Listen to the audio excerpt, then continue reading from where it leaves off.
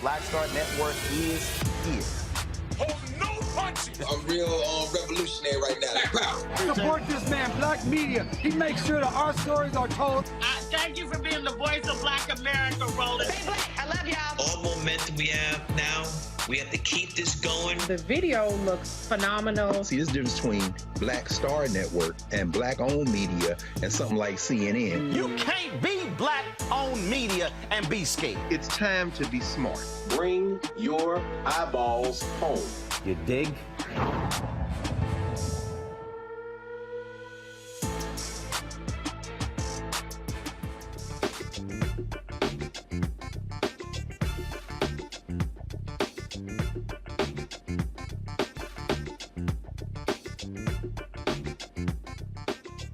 Today is Thursday, March 30th, 2023. Coming up on Roland Martin Unfiltered, streaming live on the Black Star Network. Breaking news.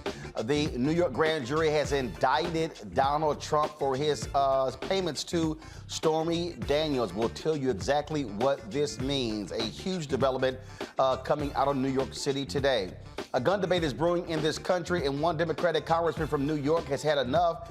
Congressman Jamaal Bowman goes off on Republicans in the well of the House to their face. We'll show you that. We'll also show you protests in Tennessee as parents and students descend on the state capitol to demand gun control after the tragic shooting that left 6 people dead at a private Christian school. So we'll tell you about that as well. In addition, in North Carolina, Republicans have actually passed a bill now saying, you know what, you could go ahead and get a pistol and have to worry about a permit. It goes to show you these people are not pro-life. I keep telling y'all this. NFL is in hot water again, this time for firing longtime NFL Network reporter Jim Trotter Of course, he questioned the last 2 years NFL Commissioner Roger Goodell regarding the lack of diversity at the network. Jim will join us right here on Roland Martin Unfiltered. Vice President Kamala Harris, she toured Tanzania today. We'll explain what she discussed with Tanzania's first female president and the only female head of state on the continent of Africa. Also, March is Brain Injury Awareness Month to bring public attention to an issue affecting millions in the U.S. We'll talk directly with our Thursday panelist, Erica Savage, founder of and host of the Reframe Brain podcast. Folks, a lot to break down. In addition to that, Tennessee State Republicans in Tennessee are trying to fire the entire board of trustees. We'll discuss that as well. Y'all, it's time to bring the funk on Roland Martin Unfiltered on the Black Star Network. Let's go. He's got it. Whatever the miss, he's on it. Whatever it is, he's got the scoop, the fact, the find. And when it breaks, he's right on time and it's rolling. Best believe he's knowing. Putting it down from sports to news to politics. With entertainment just for kicks, he's rolling. It's on go, roll, y'all. It's rolling Martin, yeah. Rolling with rolling now. He's funky, he's fresh, he's real, the best, you know he's rolling Martin now.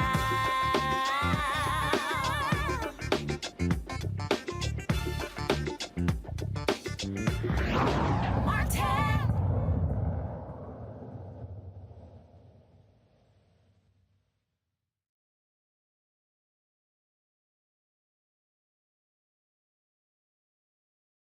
New York grand jury with regards to the Stormy Daniels case. Remember, we've been talking about this for quite some time. He made sure to keep this payment secret. And remember, his own lawyer, Michael Cohen, was the one who spilled the beans. Trump has been predicting for the last week or so that he was going to get indicted and they were going to arrest him. And he was sitting here all mad, upset. Well, it has actually happened. All of the New York media outlets are reporting this development. The grand jury voted today. Now, remember, the grand jury is taking the next month off. And so the decision was made to move forward. Now, it's time for that perp walk. That's right, time for that perp walk for Donald Trump. This is a huge development. He becomes the first, y'all know I don't refer to him as president, but he becomes the first president ever to actually be indicted. This right here is the front page of the New York Times right now. Grand jury votes to indict Trump. And again, it all stems from him paying hush money to the porn star Stormy Daniels. Of course, this is a huge, huge development. And again, Republicans have been defending him left and right, but now they are going to have to try to explain this one. We're going to be talking to some lawyers about this. I'm going to talk to a couple of our panelists right now. Greg Carr, Department of Afro-American Studies at Howard University. Greg is in studio. Erica Savage, host of the Reframe Brain, also with us as well. This obviously is huge news. I also say great news. A lot of people say we're not again, didn't think we're going to see this day. But this is the thing that I keep saying, Greg. The sign above the Supreme Court, etched in stone, equal justice under law. This man has been getting away with things for a very long time. Now he has to pay the piper. Absolutely. I mean, it'll be interesting to see. Is he going to show up for his fingerprinting with all the Secret Service? Hey, congratulations to Brother Alvin to do that. You still got to wait on Fannie Willis in Atlanta and the federal indictment. But I guess the question we have is, does this help him or hurt him? Quite frankly, because you can run. I don't think anybody gets in. I don't think if you get indicted, it helps. Really? Yeah, I don't think. And look, at the end of the day, the man said, I could shoot somebody on Fifth Avenue. He did. And my people are still going to vote for me. And so it wasn't the case.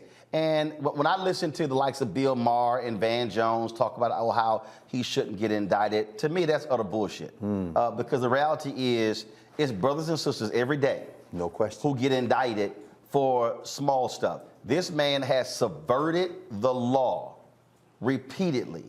and has never had to pay the price. Now he has to now face the music, Erica. Absolutely. I mean, we're talking about decades of him subverting the law, to use your language, particularly when we're thinking about when he and his father, Fred Trump, were sued by the Department of Justice under the Nixon administration for really going against one of the three major parts of federal legislation that ensure that people are able to get fair and equitable housing. So here we are, a person who, for all that we pretty much know, bought his seat to assume a presidency, twice impeached, someone who led an insurrection, not 10 years, we're talking about 2 years ago. That's right. So, you know, to know that a booty call is going to cost him a perp walk, I'm here for it. The son of a Klansman has his day. So, and again, when we talk about this indictment, when we talk about the importance of it, Alvin Bragg was criticized early on when they were investigating him for other crimes, and then he pulled back from that. The previous DA That's right. chose to pass that on. And then there were a couple of prosecutors who actually resigned from the office because they felt they had enough to actually prosecute him. Some Greg, have said this is the weakest case, but I still sort of laugh at when people say that, because the reality is this notion, whether something is weak or strong, did you break the law? It's as simple as that. And he doesn't get a pass just because he used to sit in the Oval Office. Well, Roland, you know, I was watching you all's coverage of Randall Robinson the other night. And, you know, Robinson, when he left this country, and by the way, I love those pictures of y'all down there in St. Kitts, boy, I was like, wish I could have been down there with you. He's like, I left this country because if you don't believe in this country, why do you think I would believe it? George Washington had us enslaved. I can't believe it any harder than he can. I'm leaving. In this case, sure, Stephanie Clifford, it wasn't even the sex. It's the fact that you lied about it. Yes, he technically broke the law. But if Trump is indicted, even if he's convicted, he could still run for president. In other words, what you said is true. His supporters are not going to leave him, and the real test will be whether they believe in the rule of law, and we know that they don't. So of course not. First of all, they don't believe in the rule of law because we saw with January 6th. Exactly. So they absolutely This is what you wrote about. Don't believe in the rule of law. That's right. You know, and so I think, you know, again, people just have to understand what's at play here, and I just love all the excuse making. Yeah. I mean, ever since he posted last week that they were going to indict him, I mean, the excuses have been coming left and right, fast and furious from Republicans, and I've just been sitting there cracking up, just watching them just make up all sort of different excuses, Erica, as to why he shouldn't. No, this is wrong. It's unfair. Oh, he's being targeted.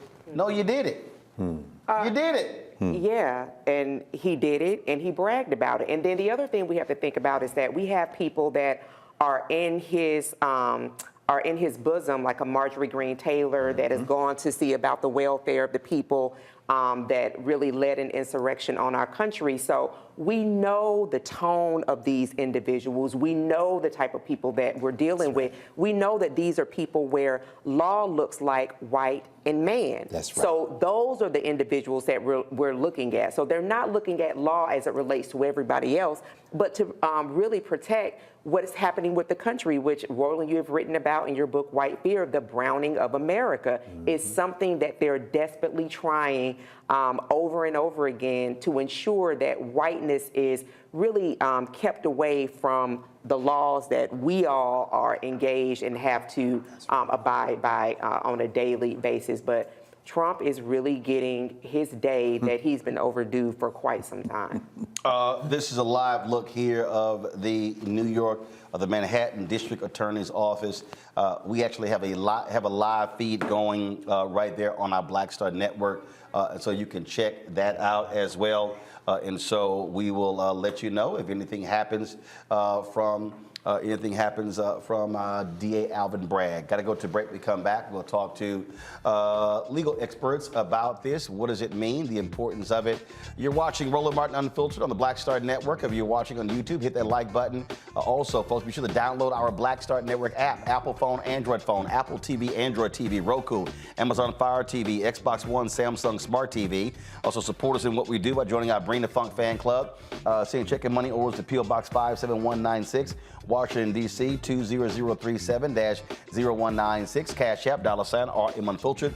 PayPal, R Martin Unfiltered. Venmo is RM Unfiltered. Zelle, Roland at RolandSMartin.com. Roland at RolandMartinUnfiltered.com. Don't forget our 24-hour, 7-day-a-week live channel is streaming now on Amazon News. If you go to Amazon Fire, click Amazon News. You can watch our 24/7 channel. In addition, if you have Alexa, you can say, Alexa, play news from Black Star Network, and you can hear that audio. All right, folks, we'll be right back in a moment. Hatred on the streets, a horrific scene, a white nationalist rally that descended into deadly violence. White people are losing their damn minds. As an angry pro-Trump mob storms the U.S. Capitol, we're about to see the rise of what I call white minority resistance. We have seen white folks in this country who simply cannot tolerate black folks voting. I think what we're seeing is the inevitable result of violent denial. This is part of American history. Every time that people of color have made progress, whether real or symbolic, there has been what Carol Anderson at Emory University calls white rage as a backlash. This is the rise of the Proud Boys and the Boogaloo Boys. America, there's going to be more of this. Here's all the Proud Boys, guys. This country is getting increasingly racist in its behaviors and its attitudes because of the fear of white people. The fear that they're taking our jobs, they're taking our resources, they're taking our women. This is white fear.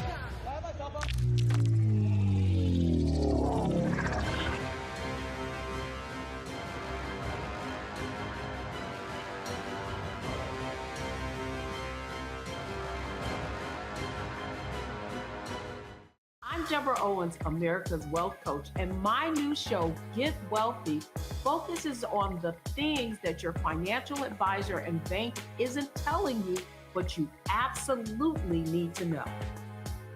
So watch Get Wealthy on the Black Star Network.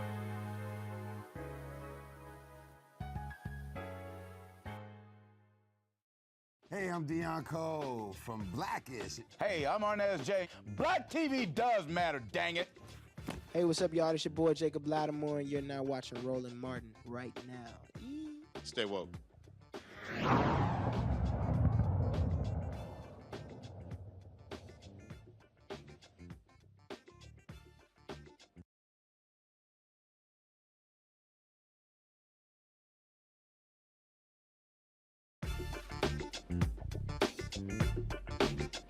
All right, folks, welcome back to Breaking News. Donald Trump has been indicted by a New York grand jury. Joining us right now is attorney Monique Presley.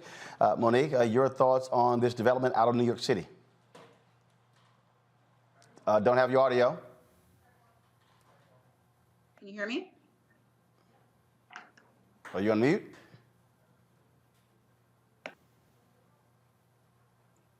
I don't think so. Can you hear me now? All right, I can hear her through the control room. I can't hear. So, come on.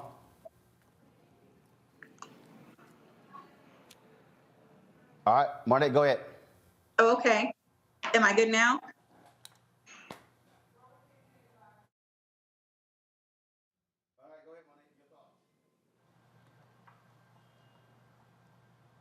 Yep, go ahead, Monique. Oh, I didn't know if I was good. Okay. Yep, you were. So I guess the short of it for me is this is like everything else with Donald Trump, unprecedented, right? It's something we've never seen before, but it's certainly necessary.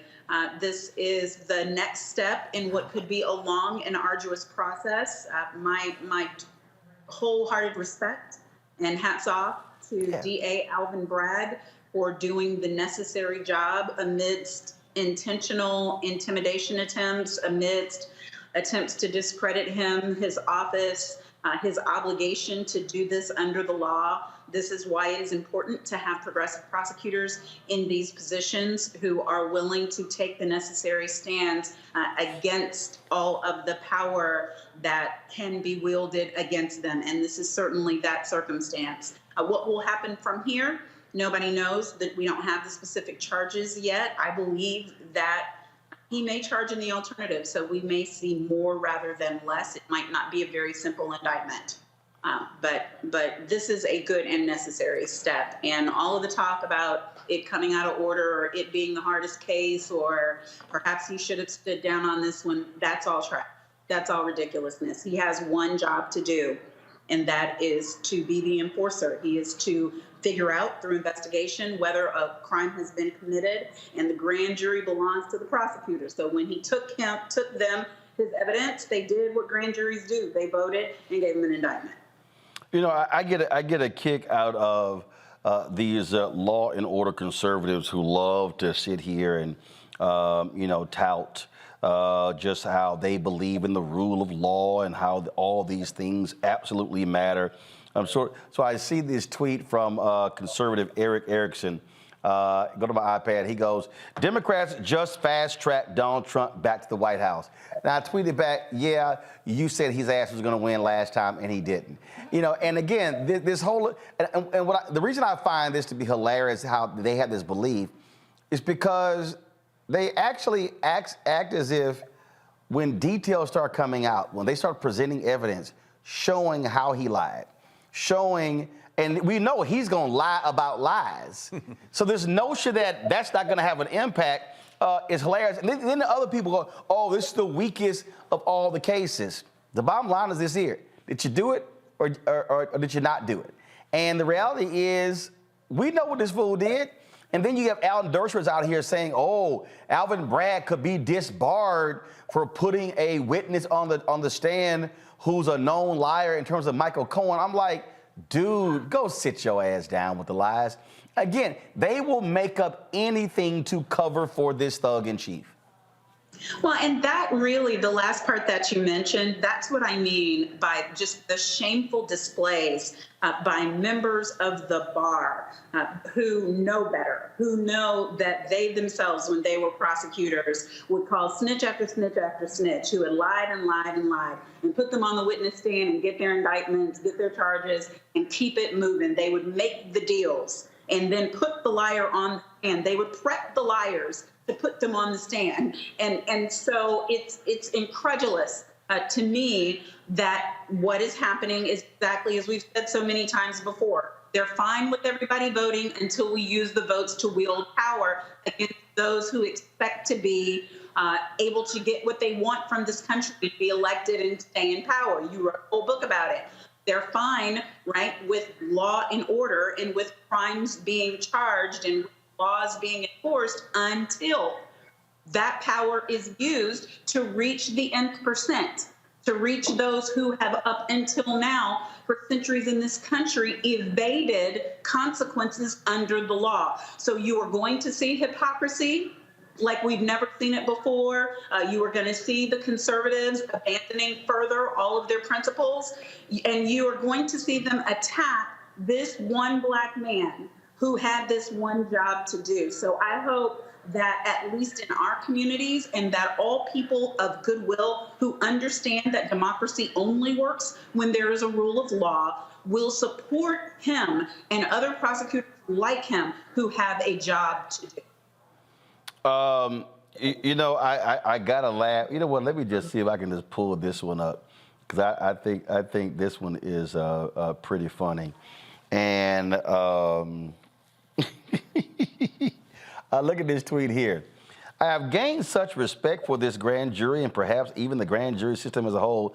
The evidence is so overwhelming in my favor and so ridiculously bad for the highly partisan and hateful district attorney that the grand jury is saying, hold on, we're not a rubber stamp, which most grand juries are branded as being. We're not going to vote against a preponderance of evidence or against large numbers of legal scholars all saying there is no case here. Drop this sick witch hunt now. Nope. No, it's not going to be dropped. And the grand jury does belong to the prosecutor. That's the one thing that he is right about. But the reason it is that way is because prosecutors don't go in unless they already know. They don't set themselves up for failure. So what we should be clear on about this indictment is that DA Bragg is as certain as he can possibly be that he has the evidence necessary to prove whatever these charges are when we find out tomorrow or a couple of days from now.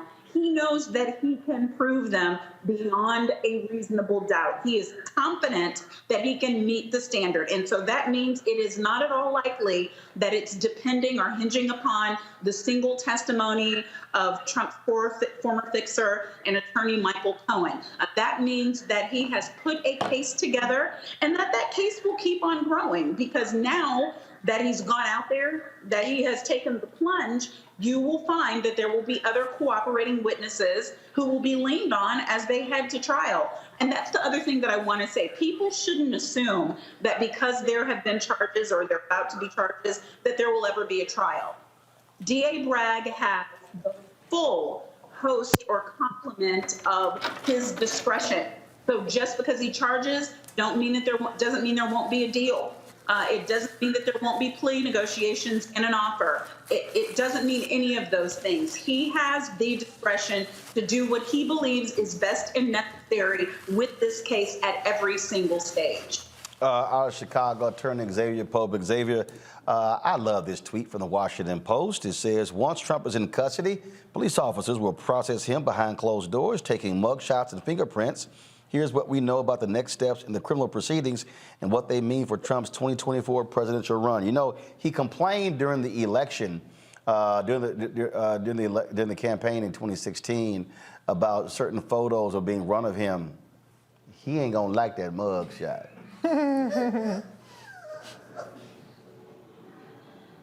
Xavier, I think you there? Yeah, I'm here. Now we got you. Go ahead. I think you'll like the mugshot though, Roland. Oh no! You know, I will. Matter of fact, I might print that sumbitch out and put it on the wall here in the office. I got a George W. Bush photo here, autographed by him. I got a couple of shots. A shot of Hillary, the art piece of Obama. Yeah, I might print that sucker out and put it on the wall. I ain't gonna frame it. I probably tack it. There's a lot of people, Roland, and I'm not mad at you, but there's a lot of people who have wanted this former president to be held accountable for his criminality, his corruption, and usurping the law for his own benefit, for his own political and financial gain. And I think that this potentially starts the process where now the door and the floodgates have opened for this former president to actually be held accountable. And so I think that this is something that the country needs to have happen, so that you are not above the law. You can't break the law and expect to get away with it. But DA Bragg, I'm going to tell you right now, Roland, today his life is now officially in jeopardy.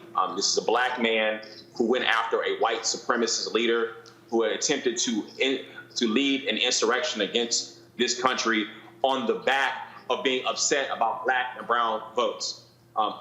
This is a declaration of war to MAGA America, racist America, white supremacist America.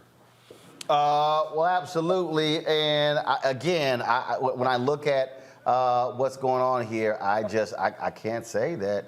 Again, I'm upset. As Malcolm X said, chicken's coming home to roost, Monique. Yes, and I believe that this is the beginning, that this is not the end. We are seeing and hearing nothing but confirming reports regarding what we can expect to happen in Georgia and the other cases that are alive and well against him. He's not getting any rulings in his favor. He's being required to testify in different places. Now, that is the other thing that may end up stalling, and people should expect. The civil suits, the civil cases that are going on against him are likely to come to a screeching halt as of right now, at least anything regarding his testimony, because the defendant has rights. And one of his rights is to not be forced to incriminate himself by testifying under oath. And for Trump to open his mouth is to lie, but certainly his lawyers will likely be successful in the civil arena in keeping him from having to testify in court, having to be deposed in those matters until this and any other criminal prosecutions are resolved. Now that's civil, Xavier. He still may get indicted in Georgia. Yeah, he still might be indicted in Georgia. I mean, that's also another black DA there, and so which has a completely different set of circumstances, a completely set of facts. So definitely correct that some of the civil action could be potentially stalled or slowed to some degree, but this is another step in the direction. This gives the opportunity for more charges to be brought. And now, obviously, it's a different jurisdiction. Obviously, it would be a different charge. But from a political standpoint, this emboldens any other future potential prosecutions that may come against the former president. Well, this is real simple. Reese Colbert joins us, founder of Black Men Views. Reese, I guess, maybe I'm just thinking Tony. It feels good. Hey, yeah.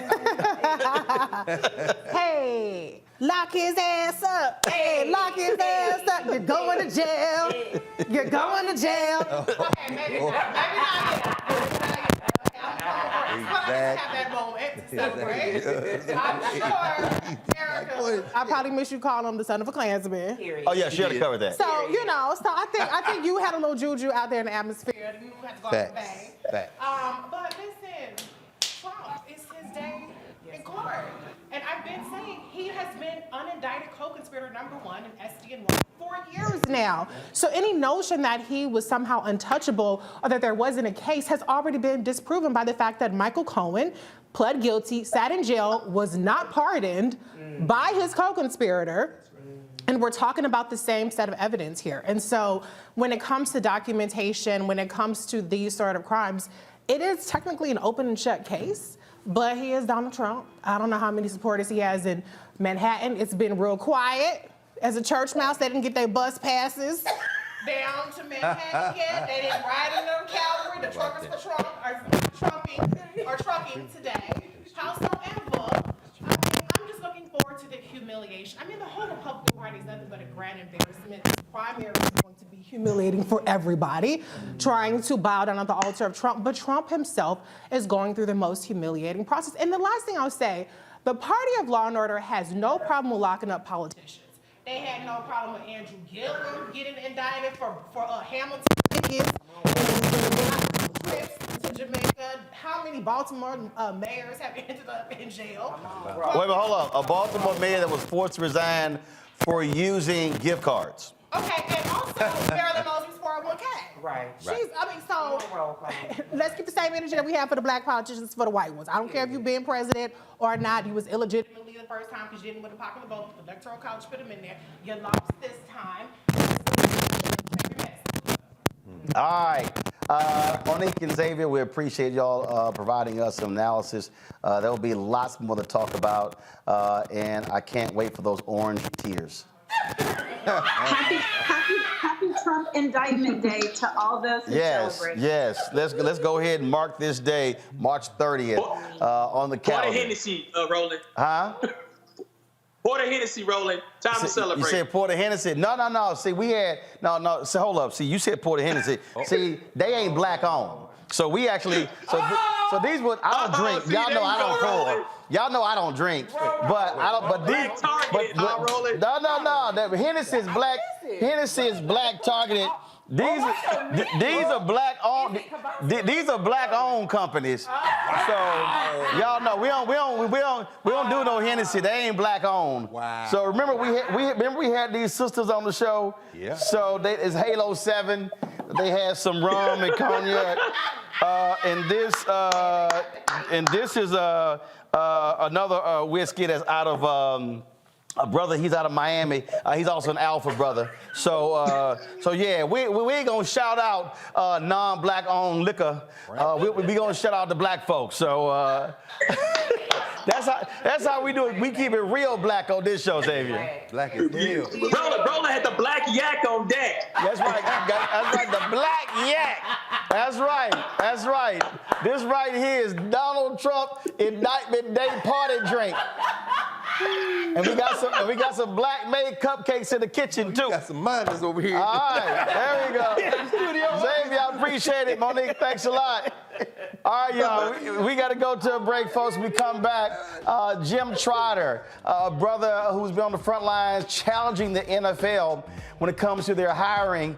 Now they decide they're not going to renew his contract. Well, he tweeted about earlier this week. He joins us next right here on Roland Martin Unfiltered on the Black Star Network.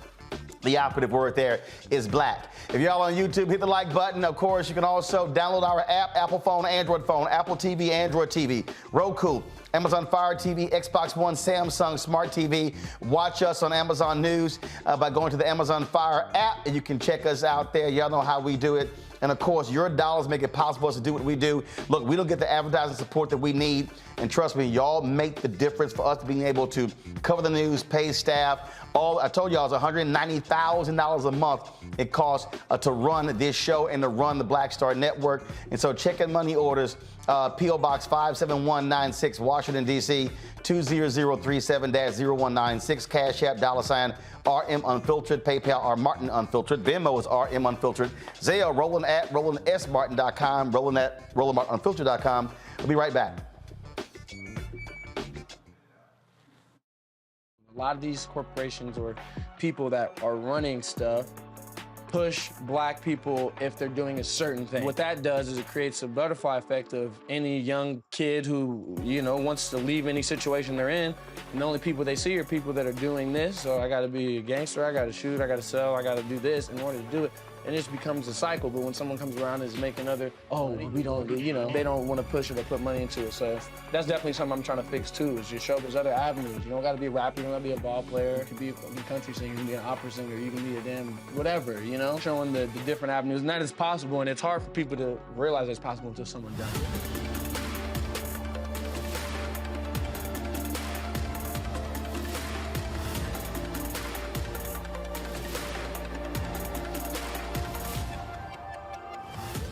Hatred on the streets, a horrific scene, a white nationalist rally that descended into deadly violence.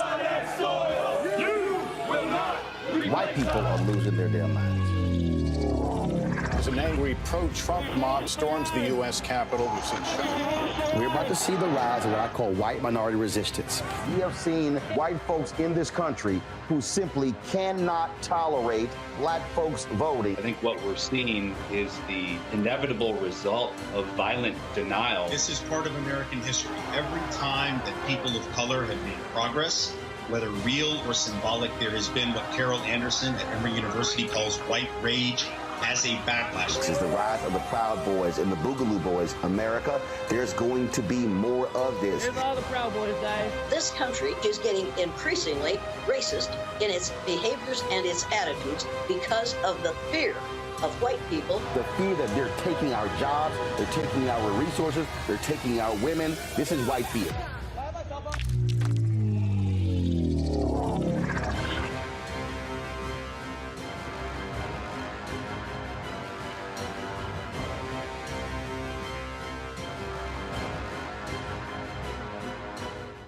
When you talk about blackness and what happens in black culture, we're about covering these things that matter to us, speaking to our issues and concerns. This is a genuine people-powered movement. There's a lot of stuff that we're not getting. You get it, and you spread the word. We wish to plead our own cause.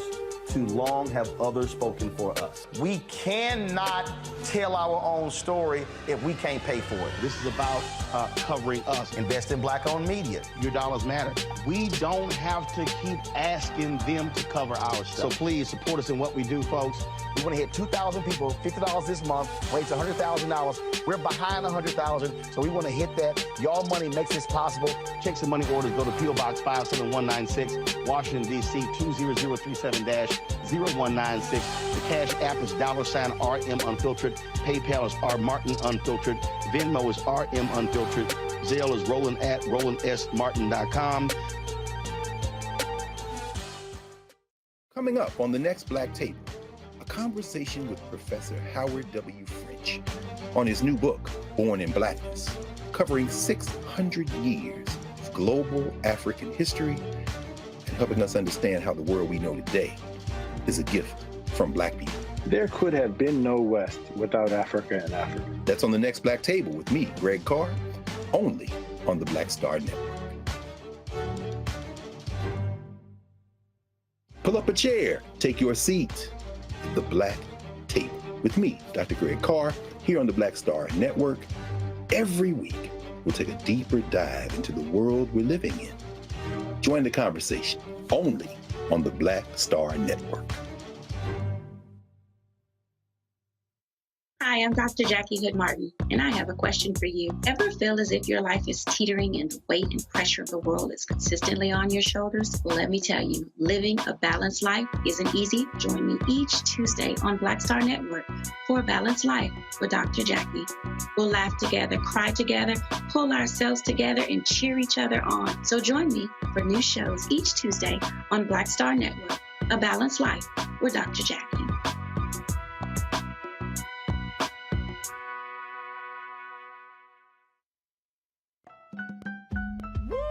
We're all impacted by the culture, whether we know it or not. From politics to music and entertainment, it's a huge part of our lives, and we're going to talk about it every day right here on The Culture with me, Faraji Muhammad, only on the Black Star Network.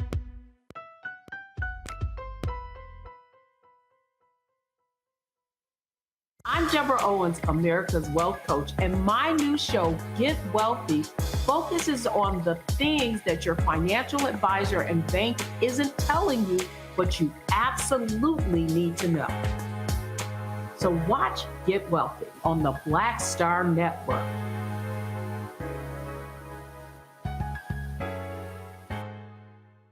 What's up, what's up? I'm Dr. Ricky Dillard, the choir master. Hey, yo, Peace World, what's going on? It's the Love King of R&B, Raheem Devon, and you're watching Roland Martin, Unfiltered.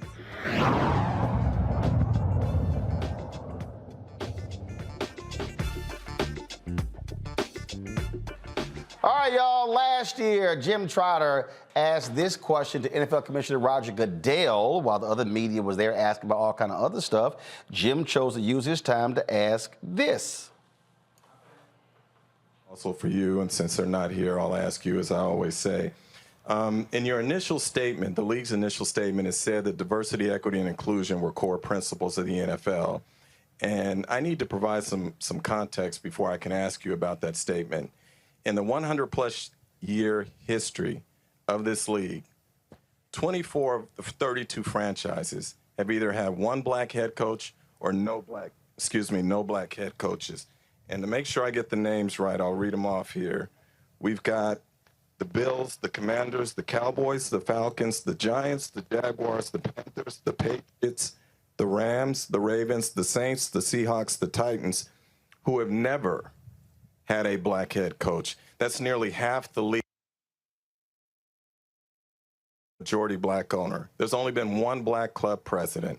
We look at the GMs, now we're up to 7. 5 of those were hired in the last 12 months. We're now at 3 black head coaches, 2 of whom were hired after Brian Flores filed his lawsuit. So it's easy to focus on the owners here, but I want to put of the top 11 executives there are only 2 people of color. When we look at NFL Media Group, where I work, there is not one black person at the senior level in the newsroom who makes decisions about a league whose player population is 70% black. So as a member of the media group and as a black man, I ask, why does the NFL and its owners have such a difficult time at the highest level positions? Yeah, Jim, listen. So that was the question. So that was a question Jim asked last year. Well, Roger Goodell promised that they would improve. Well, this is this year's Super Bowl. Hey, Roger. Jim Trotter, NFL Media. You and other league officials have said that the league's commitment to diversity, equity, and inclusion extend beyond the sidelines and beyond the front offices and is applied to all aspects of the company. I've worked at NFL Media for 5 years. During those 5 years, we have never had a black person in senior management in our newsroom.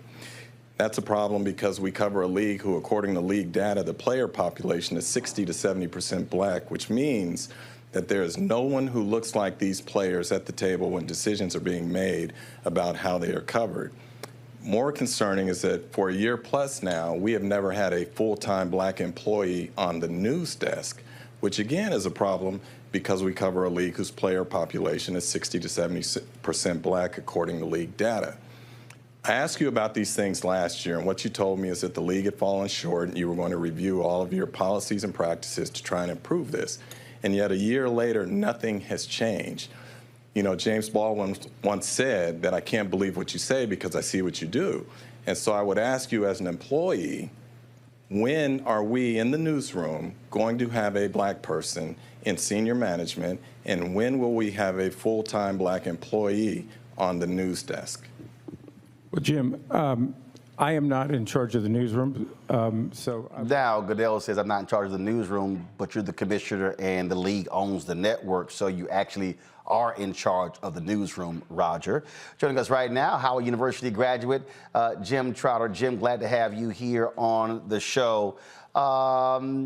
So you've been in the NFL Network 5 years. This decision is made. You had a hugely popular podcast with the network, made them money. And then you out there asking... That they didn't want to pay us for. Huh? That they didn't want to pay us for. Right. They're making them money, but they want to pay you and Sam Weiss for. Steve Weiss. Sorry, Steve Weiss. Sam Weiss was the NFL head coach. So were you caught by surprise by this decision of being laid off? No, Roland, you know this. When you understand who you're dealing with, it's easy to anticipate their moves. And so I knew when I started asking the commissioner about this publicly, and what people don't know is that I had been asking this question internally in the newsroom for 2 years as well. I always knew this was a possibility. And so when it came to pass that they said they weren't going to renew my contract, I wasn't caught off guard. I was disappointed from the standpoint that what they had said internally for the past 2 years is hold our feet to the fire as it relates to diversity, equity, and inclusion. And so I tried to do that. And every time I challenged them on this, I would not get answers. I would get what you heard from the commissioner. And so when he says he doesn't manage the newsroom, technically he's right. Directly, he doesn't. But indirectly, he does from this standpoint, as you pointed out. New York, the league office, sets our budget in the newsroom. It sets our head count in the newsroom. The manager of the newsroom has to report to the people in New York and has to report the diversity numbers. So if this was a point of concern about the league, the commissioner would know about this and something would be done about it, but they have not done anything about it. Think about this again, and this is really important. You have a player population that's 60 to 70% black, and that's by the league's own data. We don't have one executive, black executive, in the newsroom. We don't have one black copy editor in the newsroom, and we don't have one full-time black employee on the news desk. What am I missing here? I mean, when I was brought up in journalism school, I was taught that your newsroom, as best it can, is supposed to reflect the community that it covers. That's not happening here, Roland, and to me that is an issue. And also an issue is the way that we have covered up for owners in the league office, and I will get into that at the appropriate time, which is not now, but when you combine the two, it's clear why I think my asking these questions played a role in my contract not being renewed. Now, normally how these things work, network folks will give agents a heads up months before that decision. Did they have any conversation with your agent? They told my agent back in November, we don't see any reason we wouldn't bring Jim back. Everybody loves Jim. Now, it may come with a pay trim because we're reducing salary, but we see no reason he wouldn't be brought back. That was in mid-November. Now let's fast forward to the scouting combine, which was 3 weeks after the Super Bowl. I get called in and I get asked, are you in alignment with the newsroom?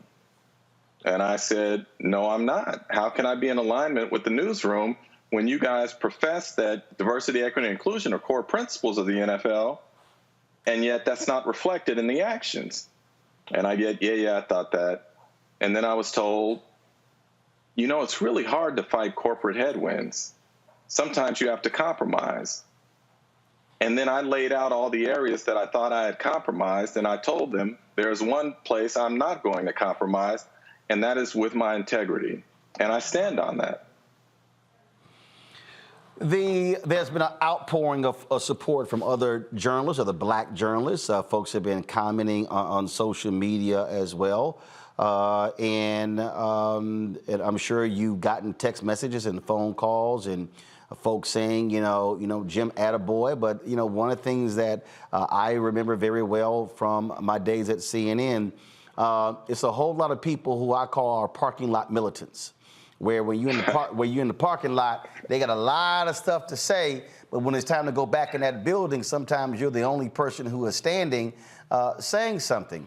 And clearly you knew when you were asking these questions publicly that was going to be a price to pay. I absolutely understand that, been there, done that. And what people don't understand is for people they to realize that there is a price to pay. When you have that personal integrity, when an issue is that important. Yeah, absolutely, Roland. Look, my feeling on this is that, and I've said, I'm never going to stop fighting for representation, and I'm never going to stop fighting for journalism, which means holding the people in power accountable. So if it means that it was going to cost me my job here, that's fine. I'll find another job. But I'm not going to compromise in that way as if to say it's okay that these players don't have any representation when it comes to how they are covered and who covers them. And the sad part to me is, like, there are folks in the newsroom. My immediate supervisor asked one of my colleagues, why does Jim keep focusing on this? As if he doesn't understand, again, why this is so important. And I don't know how to respond to that other than to say, I'm going to keep fighting this fight. And I'm going to keep bringing it up. I'll tell you a story. We have, every summer, the NFL Media Group has what it calls a talent summit, media summit. They bring all the talent out to L.A., right? So for a day and a half of meetings. So we get in a breakout session, a private session, and the head of the network is there, and he tells us, this conversation's off the record, meaning you guys can ask whatever you want, I'll give you the answer. So I asked him, I said, I just listened to you up on the stage talk about how we have made progress as it relates to DEI. And I said, up on the stage with you was 3 or 4 other white men. I said, there was no one who looked like me. So how am I to believe that we have made progress as it relates to DEI? And then I said to him, I said, we don't even have a full-time black employee on the news desk. And he said to me, yes, we do. And I said, no, we don't. He said, I walk through the newsroom every day. I see them. Yes, we do. And I said, give me one name. Give me one name and I'll drop it. And his response to me was, well, I can't think of one right now, but I will get back to you. That was last June. Do you think he ever got back to me? No, because there isn't one. As if you didn't know the answer to the question you raised. It's like reporters still report outside and inside. Jim, hold tight 1 second. I got to go to break. We're going to pick this back up when we come back right here on Roland Martin Unfiltered on the Black Star Network. Back in a moment. Hatred on the streets, a horrific scene, a white nationalist rally that descended into deadly violence. White people are losing their damn minds. As an angry pro-Trump mob storms the U.S. Capitol, we've seen We're about to see the rise of what I call white minority resistance. We have seen white folks in this country who simply cannot tolerate black folks voting. I think what we're seeing is the inevitable result of violent denial. This is part of American history. Every time that people of color have made progress, whether real or symbolic, there has been what Carol Anderson at Emory University calls white rage as a backlash. This is the rise of the Proud Boys and the Boogaloo Boys. America, there's going to be more of this. Here's all the Proud Boys, guys. This country is getting increasingly racist in its behaviors and its attitudes because of the fear of white people. The fear that they're taking our jobs, they're taking our resources, they're taking our women. This is white fear.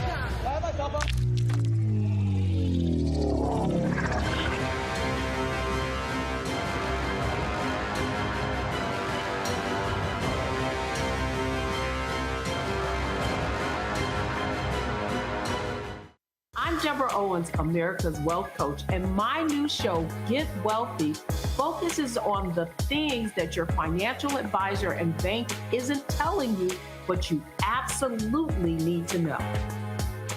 So watch Get Wealthy on the Black Star Network.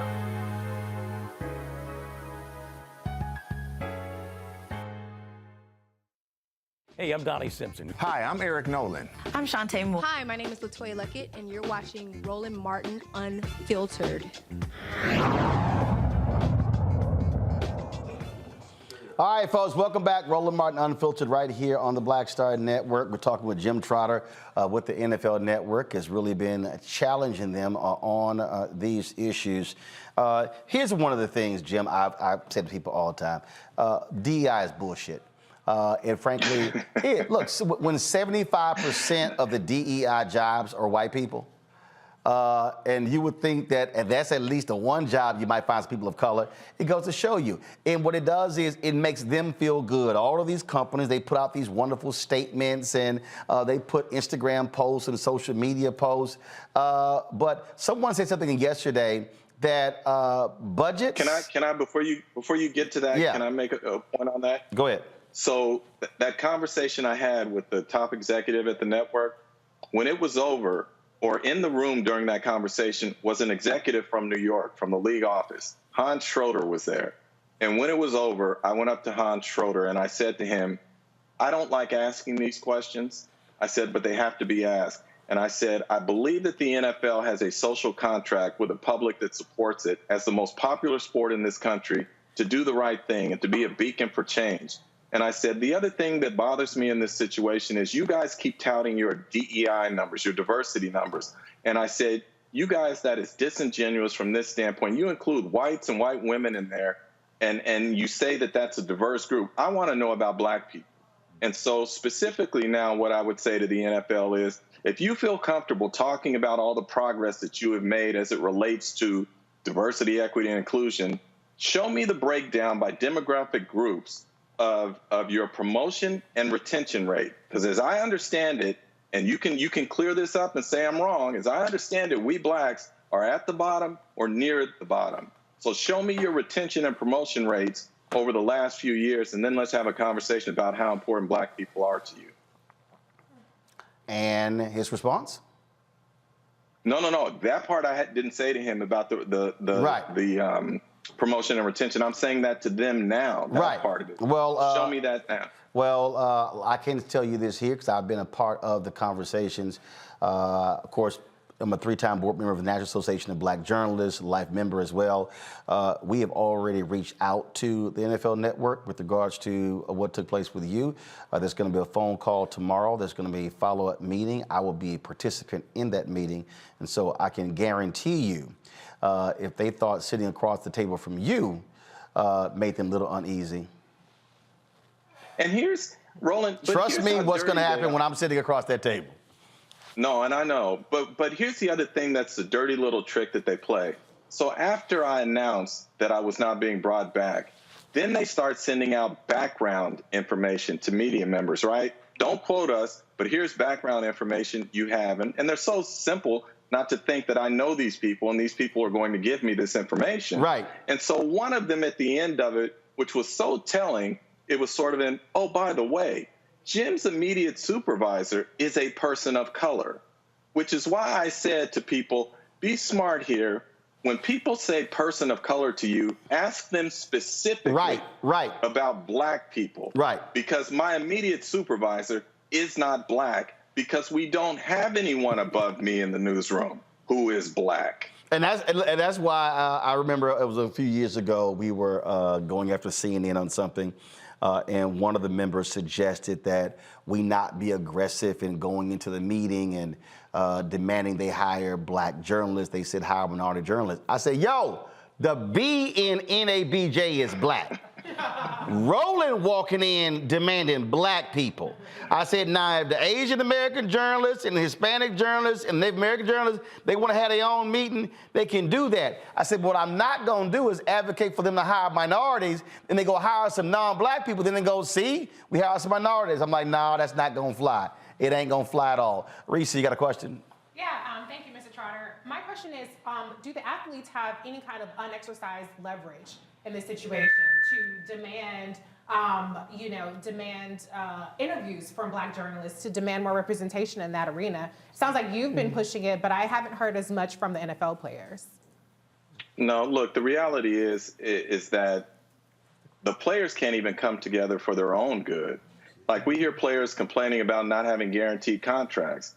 Well, if players ever got together and said to the owners, we ain't signing any extensions unless we get guaranteed deals, I have a feeling the landscape would change and you would get that. So me personally, I was not expecting players to step up on this behalf. I am advocating and fighting for them, whether they realize it or not, to say, for you to be covered fairly and justly, you need to have some people who share your cultural and life experiences at that decision-making table to make sure that you are covered fairly, whether they realize it or not. Erica? Mr. Trotter, thank you for all of your work. My question is specifically, can you talk to us to share what does it mean? And you've said it several different ways, but can you talk about what is the impact of not having a Black journalist in the newsroom? What are some of the things that you're able to capture that someone who is not specifically a Black journalist able to capture in that specific space?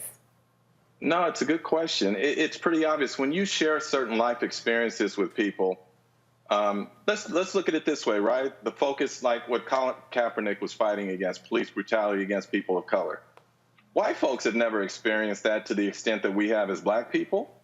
And so when we talk about how to cover that story, they see it differently than we do. And I will give you an example of that. When Colin first sat down and Steve Weiss broke the story that he was demonstrating against the anthem, I live in San Diego. The 49ers were playing in San Diego that following week, and ESPN, where I was working, assigned me to cover that game. And before the game, I'm doing a hit for SportsCenter. And the anchor back in Bristol, Connecticut is framing the question in such a way that Colin is being disrespectful to the flag and to the military and all of these other groups. And as I'm listening to it, I said to myself, am I going to let him create this narrative, or am I going to step up and say, no, that's not what he's demonstrating against? And so because of my life experiences, I took the other tack and said, no, this is what he is demonstrating against. So that's my point to you. White folks probably saw that situation a lot differently than we as Black people saw that. And the fact that we could be at the table to say, have you considered looking at this story this way, makes it so important for Colin Kaepernick and for Black players. And again, with 60 to 7% of the league being Black, I think it's important that they have representation at the table. Great. Thank you, Roland. And thank you, Brother Trotter. You were trained by some of the giants. I think about the great Sam Yet, who, of course, Tennessee State University. And Dr. Lee Thornton. No question. And Dr. Lee Thornton. No question. These brothers and sisters who fought these battles in these newsrooms in the 60s and 70s. You know, the article that Sports Illustrated did covering this moment, I know they opened that article by saying that this might demonstrate the limits of media when it comes to confronting figures of power. How do you assess what is going on right now in your experience against the long arc of Black struggles to break this up? I mean, what are the limits of media, and how important even is spaces we control, whether it be your podcast or Black Star Network, to kind of counter some of this? I think it's just, are you willing to fight? It really is that simple for me. Are you willing to stand up and fight? Really? It's just that simple to me. So if you're just going to go along to get along, we're never going to make change. But I have said to even players about some of the things they're fighting for, and Black coaches, I have said to them about what they are fighting for in terms of representation as head coaches, that there is not progress without sacrifice. And we have learned that from the civil rights movement. So if it means I'm taking a hit for us to make some progress, I'm good, because I'll get another job. That doesn't worry me. But if what is happening now in terms of Roland meeting with the network, or NABJ meeting with the network, or others exposing what's going on, leads to us having representation in that newsroom, I'm good. And believe me, I will sleep fine and comfortably because of that. Jim Trotter, man, always appreciate it. I can, you know how I rolled. I can guarantee you, when we sit across that table, it's gonna be straight, no chaser, and folk can't come with the people of color stuff. I'm like, no, I done seen that movie way too many times. And so we appreciate your work. Let us know where you're headed next, and you always got a place to come here and chat. I appreciate you, brother. I appreciate all the work that you do, sincerely. Jim, thanks a lot. Thanks, Roland. All right, folks, got to go to a break. We come back. We're going to talk more about, again, Jim said sacrifice and what we have to be willing to do. Yesterday, I mentioned the Clorox company, the amount of money that black people spend on their products, and they got to answer some questions. How much are you spending with black people? I'm going to rope these two things together to unpack for our audience. You're watching Roland Martin Unfiltered on the Black Star Network. Pull up a chair, take your seat. The Black Tape with me, Dr. Greg Carr, here on the Black Star Network. Every week, we'll take a deeper dive into the world we're living in. Join the conversation only on the Black Star Network.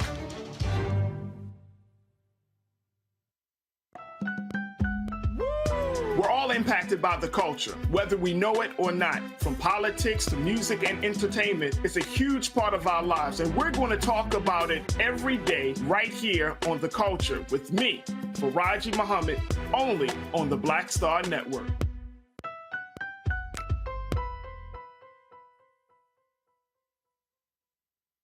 On the next, A Balanced Life with me, Dr. Jackie, Re-Entry Anxiety. A lot of us are having trouble transitioning in this post-pandemic society and don't even realize it. We are literally stuck between two worlds, in purgatory. How to get out of purgatory and regain your footing and balance. What emotions they're feeling and being able to label them, because as soon as you label an emotion, it's easier to self-regulate. It's easier to manage that emotion. The next, A Balanced Life on Black Star Network. Hi, I'm Vivian Green. Hi, this is Essence Atkins. Hey everybody, this is your man Fred Hammond, and you're watching Roland Martin, my man, Unfiltered.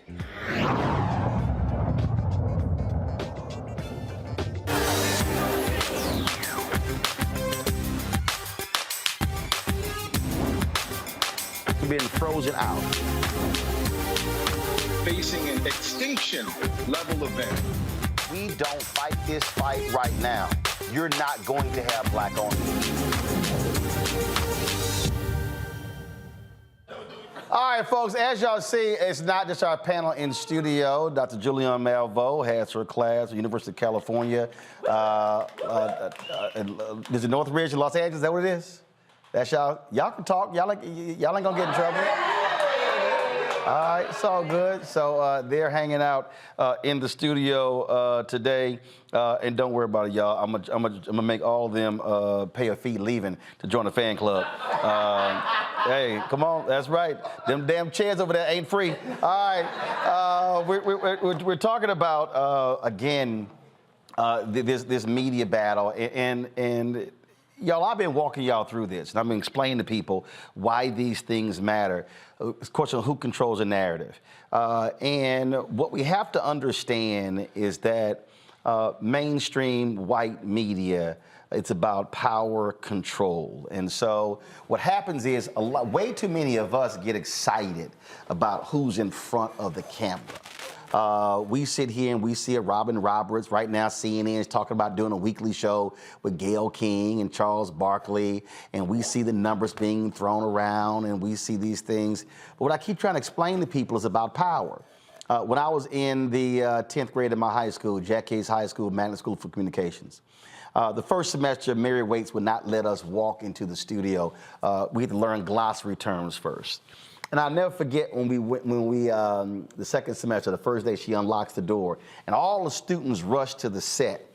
And so I'm watching all them rush to the set, and I turn to her, she's to my right, I said, where does a person sit who tell them what to do? And she says, well, they sit over there in the control room. I said, well, I'll be in the control room. See, I understood then what power Power is not the person sitting in front of the camera. Power is the person who's actually behind the camera. Now, and I had one of my staffers at TV One who was desperate to be on air, and she really could have been a fantastic executive producer. And she came to me and she says, yeah, but you on air. I said, no, boo, you got that confused. I said, I'm host and managing editor. I said, if I didn't have the managing editor part and I was just the host, I wouldn't want the job. I said, because the power is in controlling the content.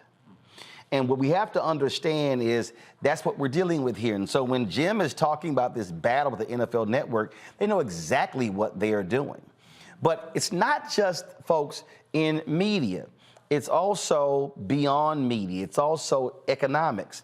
When we talk about these companies, when we are waging this battle for black-owned media dollars, we have to understand this fight is not just black-owned media dollars. It's for black folks, period. When you look at the millions and billions being spent right now on professional services when it comes to law firms and accounting firms and engineering firms and all this in these companies, we're being frozen out. So yesterday I talked about the Clorox company, how my salespeople have been trying to reach them. And for y'all to understand something, when y'all hear the Clorox company, go to my iPad. These literally are the products of that company. And I want y'all to see if y'all use any of these products. You see Clorox, but you see Pine Sol, you see SOS, you see Kingsford Charcoal, you see, again, Hidden Valley Ranch. Yeah, all y'all eating them chicken wings, y'all know what that is. I mean, so I want y'all to understand, this here is a multi-billion-dollar company. And they got a brother who sits on the board, Christopher Williams. I sent him a text last night, haven't heard back. I sent a text message, email on LinkedIn to their chief diversity officer and their chief marketing officer. Neither one have gotten back to me. Y'all know I'm gonna be calling all three of them directly. But the reason I'm walking y'all through this is that the only way this stuff changes for black folks is when we understand you got to follow the money. I've said on the before, this book right here, Martin Depp's book, Operation Breadbasket. This is what changed economics for black folks in Chicago.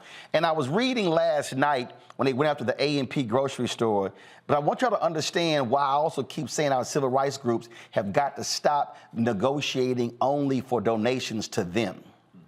When they negotiated the deal with A&P, this is what they actually got. A&P agreed to continue all service contracts in consultation with Breadbasket, ensure black building contractors and open bidding process, advertise with black-owned agencies, market the products of black producers and suppliers at all 160 stores, maintain substantial balances in Seaway and Independence banks, black banks, hire a black executive as a liaison with black businesses, and establish an A&P advisor group to counsel black business owners. Folks, what we're talking about here is money.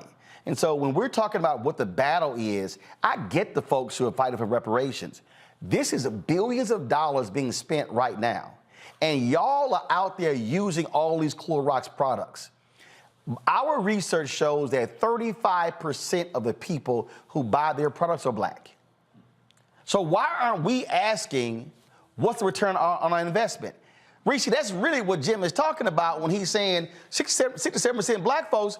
Where are the black folks in the newsroom? Right. Where are the executive jobs? Where are the high-paying jobs? The jobs that create wealth for families in terms of how we always get locked out. Yeah, I mean, we are not just the mules of society. We're not just you don't just build everything off our backs. We need to have a seat at the table. And when we do have a seat at the table, in theory, that creates more dividends for our community. And like you said, it's not just about a one-time cash payment. We saw with the racial reckoning, all of these pledges and all of these one-time payments, and now people are like, who said that? 2 or 3 years later. So and 36% of the DEI jobs they created have been wiped out.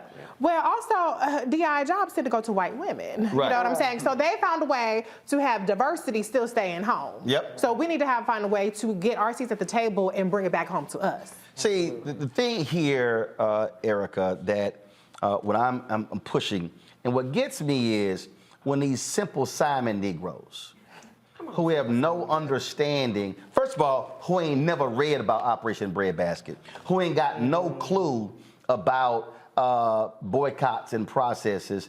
Oh, you sitting here begging for the money, we're gonna do for self. I'm like, fool, $322 billion is spent every year on advertising. Black consumers are providing that money. Money should be coming back to black-owned media. But you got these people who don't understand the game. Or as Bill Duke said in the movie High Flying Bird, they created a game on top of the game. This is a money conversation. Oh, yeah. Always. How do we think that we have the country that we're sitting in? And to Reese's point, talking about being mules and a seat at the table, let's be very clear. We were the ones that were actually clearing the land, clearing the wood. So we have always been at the forefront for the labor conversation. One of the things that I like to bring out when I talk about us is that we are essentially trillionaires because that is what we bring into the market annually. And so black people are the most philanthropic group of any other group. When we think about, and this is where thinking comes into play, when we actually think about where we are historically and where we can be and where generations behind us can be, it does require not just being in front of the camera, but understanding the model, which is something that you break down and that you have shown us, tried and true.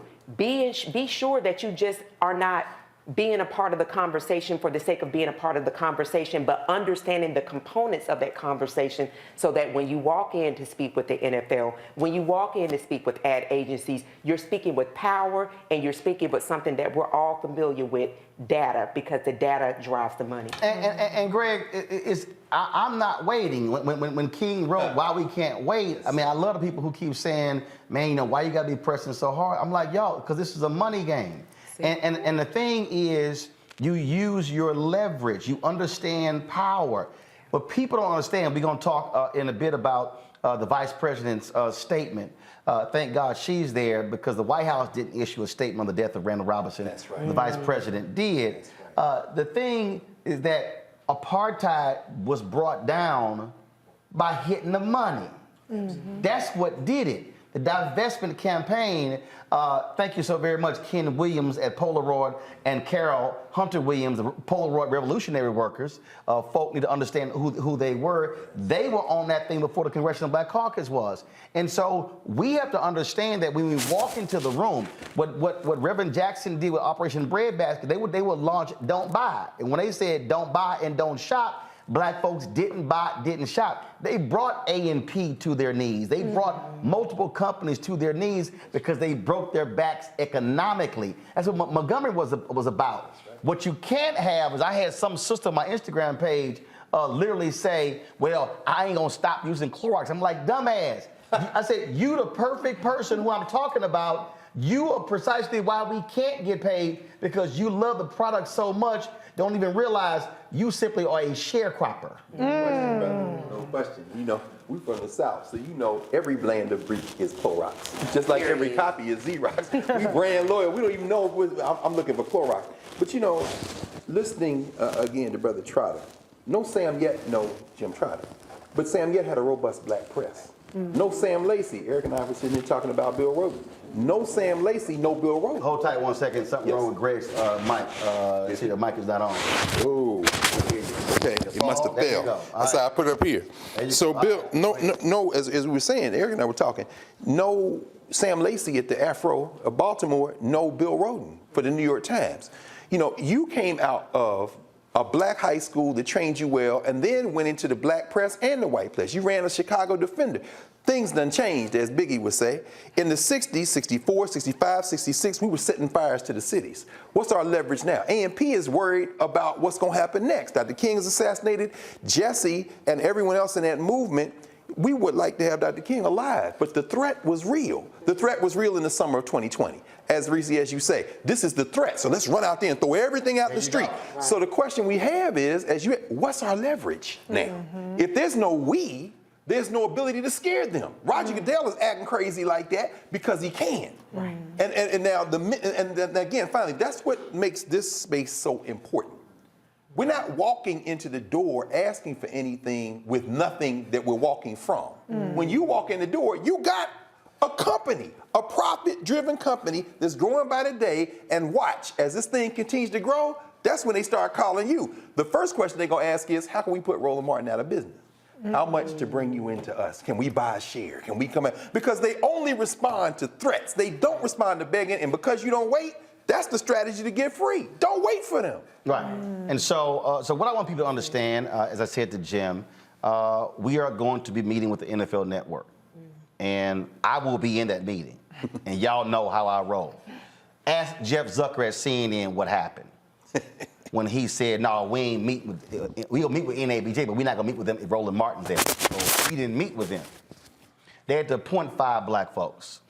His ass gone. He got ran out later. The point I'm making is, this is what I need y'all watching to do. Y'all watching and listening, you are the troops in the battle.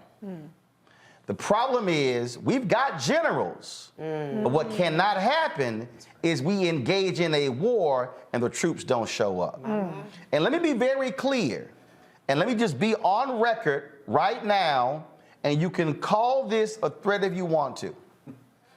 All of you African Americans who sit on corporate boards, come on now, you got there because of the Black Freedom Movement. You got there because of the battle of Earl Graves and Black Enterprise in the 80s and 90s. And what's not going to happen, you are not going to sit on corporate boards and pick up your stock options and make your money and make your family rich, and you're not advocating on behalf of other people.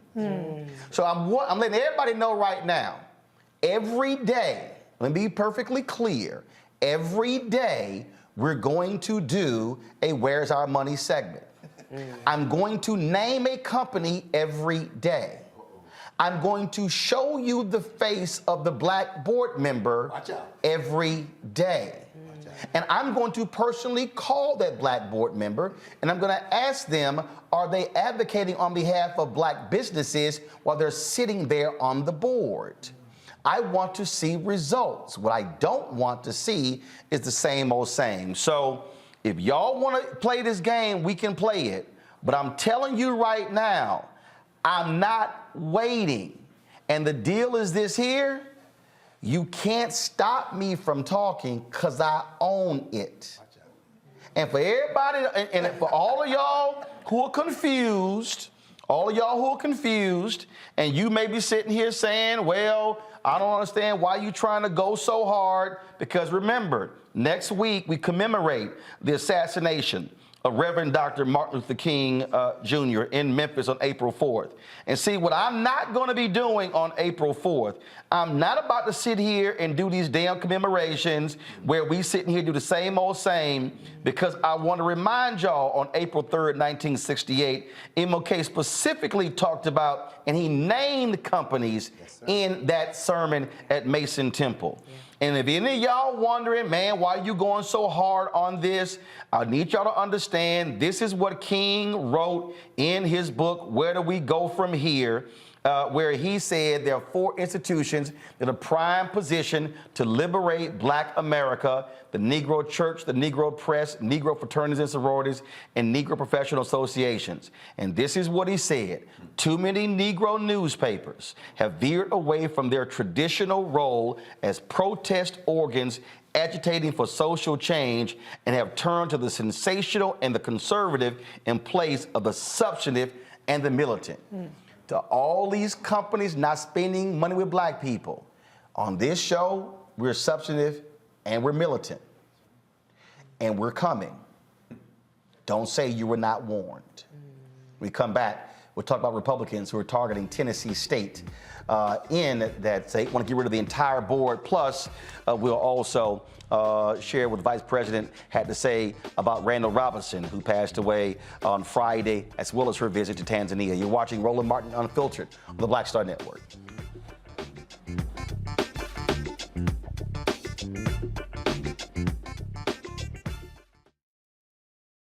A lot of these corporations or people that are running stuff push black people if they're doing a certain thing. What that does is it creates a butterfly effect of any young kid who, you know, wants to leave any situation they're in, and the only people they see are people that are doing this. So I gotta be a gangster, I gotta shoot, I gotta sell, I gotta do this in order to do it. And it just becomes a cycle. But when someone comes around and is making other, oh, we don't, you know, they don't want to push it or put money into it. So that's definitely something I'm trying to fix too, is just show there's other avenues. You don't gotta be a rapper, you don't gotta be a ball player, you can be a country singer, you can be an opera singer, you can be a damn whatever, you know? Showing the different avenues, and that is possible, and it's hard for people to realize it's possible until someone does it.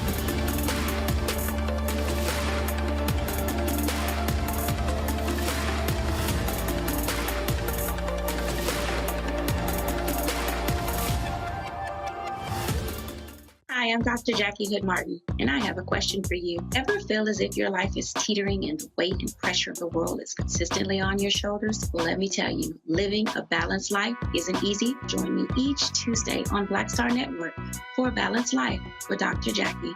We'll laugh together, cry together, pull ourselves together, and cheer each other on. So join me for new shows each Tuesday on Black Star Network, A Balanced Life with Dr. Jackie.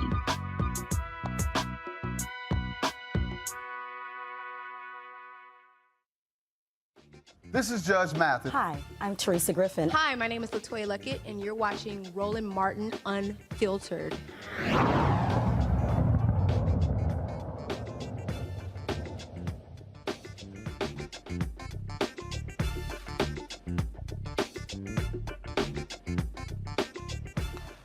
I've been warning y'all about these Republicans in these red states, and they were going to be coming after HBCUs next. When Tennessee State, when that study came out showing that they were owed $500 million, folks were like, oh, they need to get their money. And when Tennessee State asked for $250 million of the $500 million, all of a sudden the white Republicans in Tennessee began to ask all sorts of questions. Then the comptroller launched an audit questioning their practices, challenging the leadership. Now a House committee in Tennessee literally wants to get rid of the Board of Trustees at Tennessee State. Now, I want y'all to understand, all this time they were quiet about Tennessee State. But when Tennessee State started asking for the money, I hope y'all see the recurring theme. When they started asking for the money, then all of a sudden, folk now want to pay attention to Tennessee State. They were questioning them about, why this influx of students? Because they start offering the scholarships and recruiting them because black kids want to go there. And they're going to Tennessee State, not the other schools in Tennessee. Then they want to talk about, the graduation rate at Tennessee State. What's the graduation rate at the University of Tennessee? That was a statement that was actually made by my next guest, Ramesh Akbari. She is a state senator there in Tennessee. She literally challenged them in the committee when the issue came up. And so, Senator Akbari, glad to have you here. So all of a sudden, Lord, the state of Tennessee, all of a sudden so concerned about Tennessee State. Yeah, I mean, it's certainly been a developing story, I think, for the past several months. With the initial forming of an ad hoc committee to investigate Tennessee State's dormitories and admission practices. I'm on that committee as well. Then I think it reached a point with the comptroller's report. Obviously, there were some very aggressive recommendations that I do not support, including removing the entire board, taking over the university and moving it back to a board of regents that only manages community colleges, removing the management. There are some good recommendations that I think the state can partner with Tennessee State on. That's what my focus is. But yeah, it really has been pretty aggressive and ridiculous, some of the actions that have been proposed and now taken. So they came with these recommendations, but replacing the board wasn't one of them. It was replacing the board, but not restructuring it to reduce it down to 5 members. So about in 2016, all of our state institutions were allowed to have their own boards, their locally governed institutions. And Tennessee State, like everyone else, formed their board. The governor made all the recommendations. It was confirmed by the General Assembly. Now there is a move by the Senate Education Committee to reduce that board down to 5, which to me, if you have a problem with the board, vacate the board. I don't agree with that. I think it's divisive. It's unfair. It's overreaching. The whole purpose of a board is so that they can govern an institution independently. But to reduce it down to 5 just says to me, it sends this message that Tennessee State is less than. First of all, are y'all getting support? I mean, like, I've been inquiring different people. Where's the Tennessee branch of the NAACP? Where are other organizations? I mean, are they raising a ruckus? What's going on? Well, I'll tell you, there has been a lot of attention on this issue. We really thought that a deal was worked out, and it still is maintained in the House, where the board will not sunset for another year. They'll have an opportunity to look at some recommendations and really have some self-centered changes, not anything that really involves the state. And so there's still hope, Roland. This happened in the Senate Education Committee. That legislation goes to the Government Operations Committee. Then it goes to the floor. Of course, in the House, the bill has to match. And right now, the House is sticking to a one-year extension of that board and allowing the board to really do the things that they feel they need to do. But see, this is why, the reason I'm saying that, this is why, here's the whole deal. You on the inside, y'all are negotiating the terms. Outside groups should be whooping their ass, bringing heat. That should have been, that committee meeting should have been packed. If people are quiet and just sort of laying back, you can't hit them after the fact, after all of a sudden the bill gets passed and the governor signs it. I'll tell you, I do think there's an opportunity for them to be there in the Government Operations Committee. And, you know, when this ad hoc committee was first formed and they heard the comptroller's report, that room was packed. It was a sea of blue, of TSU blue. When they went to the Government Operations Subcommittee and it was recommended the board have a one-year extension, a sea of blue. All the Board of Trustees, the football coach, Eddie George, Dr. Glover, of course, was there supported by her team. I think that the hope is the House, their stance will remain. Obviously, we're still fighting outside and inside, and I think that you will see a lot of alums who are, of course, expressing their opinions and trying to work to what the real solution can be. All right, Shana Akbar, keep us abreast of what happens. I will. Thank you. We appreciate it. Thanks a lot. Greg, you're a graduate of Tennessee State. The point I'm making is, if you don't keep the foot on their necks, their foot will be on our necks. Damn right, Roland. First of all, that punk bastard Jason Mumpower. This is the comptroller. This is the same man you covered when you talked to the citizens of Mason, Tennessee. This Trump bastard. Let me tell you something about these bastards in the state of Tennessee. I was student body president at Tennessee State when they tried it before. That was when the great Fred Humphreys, our frat brother, was alive. George Pruitt, who was Vice President of Student Affairs, just published a book. He was the president of Thomas Edison University for years, but he was the Vice President of Student Affairs at Tennessee State in the 70s, when these hillbillies, the State Board of Regents, chaired by an illiterate named Roy Nixon, this punk, followed by Tom Gardner, another punk. Tennessee State used to be under that Board of Regents. Like, as she said, the 2016 move to create independent boards is recent. We used to be under the Board of Regents. They tried to merge Tennessee State with a little punk place they built in downtown Nashville called the University of Tennessee at Nashville, and they said, oh, this isn't a real university, we're just going to offer some extended learning classes. And then once they built the building, they immediately certified it as a university and tried to take Tennessee State over. We went to court. Tennessee State became the first HBCU in the history of the country to take over a white school, and they still mad about it. Avon Williams was the attorney. I'm going to end with this. These bastards need to be punched dead in their damn face. Jason Mumpower, you illiterate bastard. Let me be very clear. This means war, punk. You want Tennessee State, as you say, not only pack the hearing rooms. Harold Love, who fought for that money, his daddy was the state representative at the time I was in college. While they're fighting on the inside, we need to roll over them like water. This is what I'm saying about this Trump indictment. It's cool, but they rolling back in North Carolina. Right. They're ignoring everything. These white boys are playing for keeps. Right. No more talk. Jason Mumpower, you bastard. Let's dance. The thing here, Reese, when we talk about the actions here, again, you're critical of Tennessee State housing issues, but you were withholding the money all these years. Right. Had you given the money up, like you did at the University of Tennessee, they would have had adequate housing. And here's the crazy thing. University of Tennessee had the same housing problems. Right.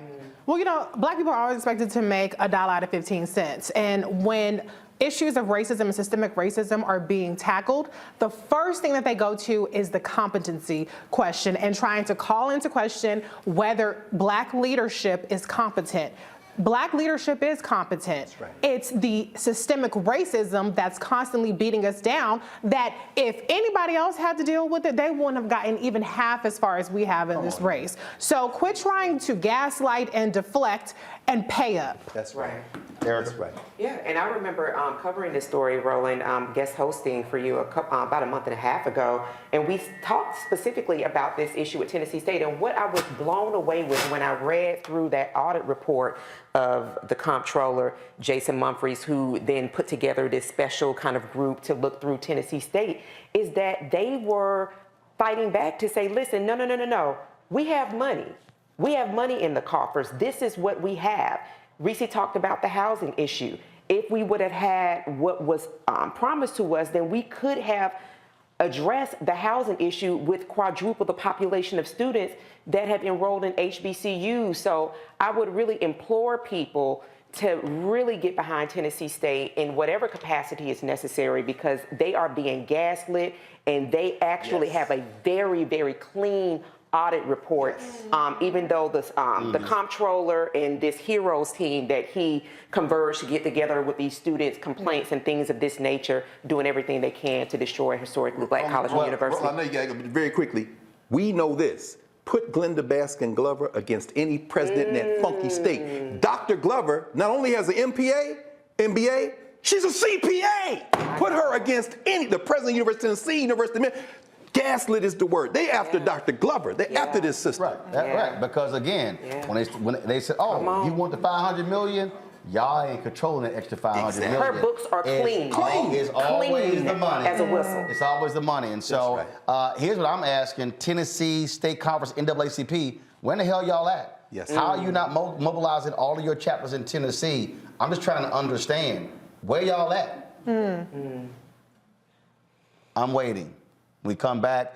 A prominent black official in Los Angeles found guilty today of corruption. We'll tell you about Mark Ridley Thomas, and also Vice President Kamala Harris in Tanzania. And she also pays tribute to Randall Robinson, who passed away on Friday at the age of 81. You're watching Roland Martin Unfiltered on the Black Star Network.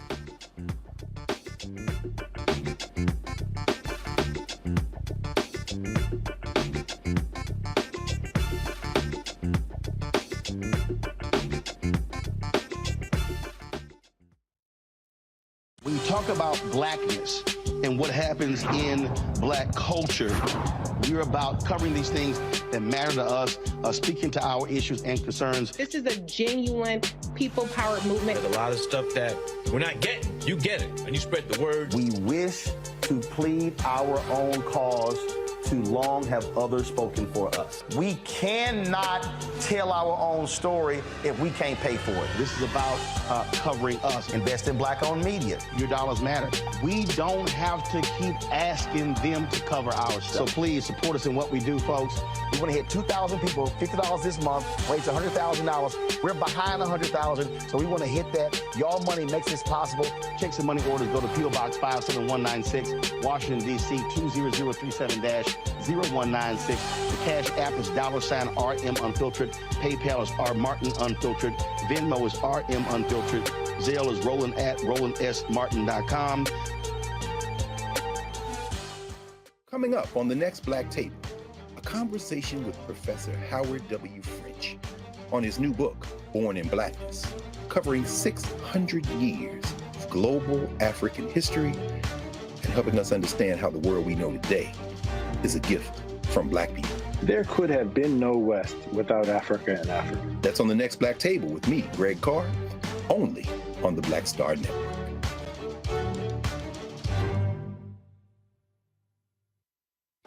Hey, I'm Antonique Smith. Hello, everyone. It's Kiara Sheard. Hey, I'm Taj. I'm Coco. And I'm Lily. And we're SWV. What's up, y'all? It's Ryan Destiny, and you're watching Roland Martin Unfiltered.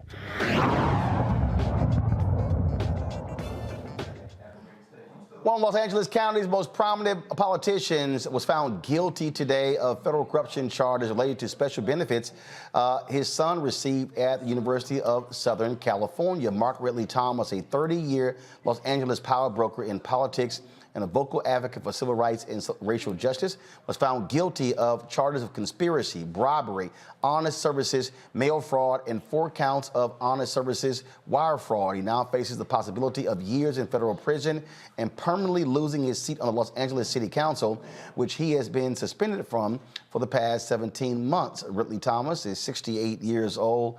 And again, this is shocking to a number of people in Los Angeles because, again, he has been one of the most prominent public figures in that city for quite some time. And so we'll be getting additional details there. Folks, Vice President Kamala Harris toured Tanzania today, the second country on her week-long stop in Africa. First visit was at the State House in Dar es Salaam, where Tanzania's first female president, Samia Hassan, greeted the first female U.S. vice president for a bilateral meeting. Harris explained America's push to strengthen democracy on the continent. Today, then, is part of the strengthening of the relationship between our two countries. And under your leadership, I have full confidence that we will be able to do just that. It's my commitment. Thank you. And the Biden-Harris administration is committed to strengthening this relationship going forward. Today, we will discuss many topics. We have discussed a few already. But the topics we will continue to discuss include the issue, as you have raised, of democracy and good governance.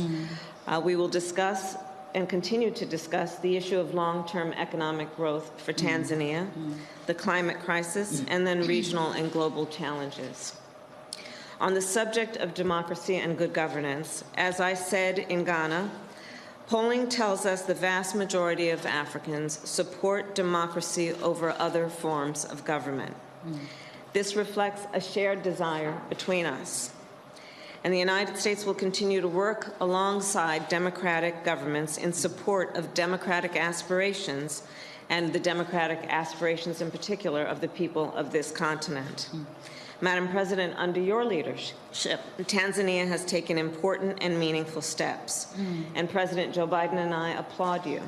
Thank you. You have been open to working with the political opposition. We have discussed that. You have lifted the ban on political party public rallies. You worked to improve the freedom of the press. And just yesterday, you participated, as you mentioned, in the Summit for Democracy.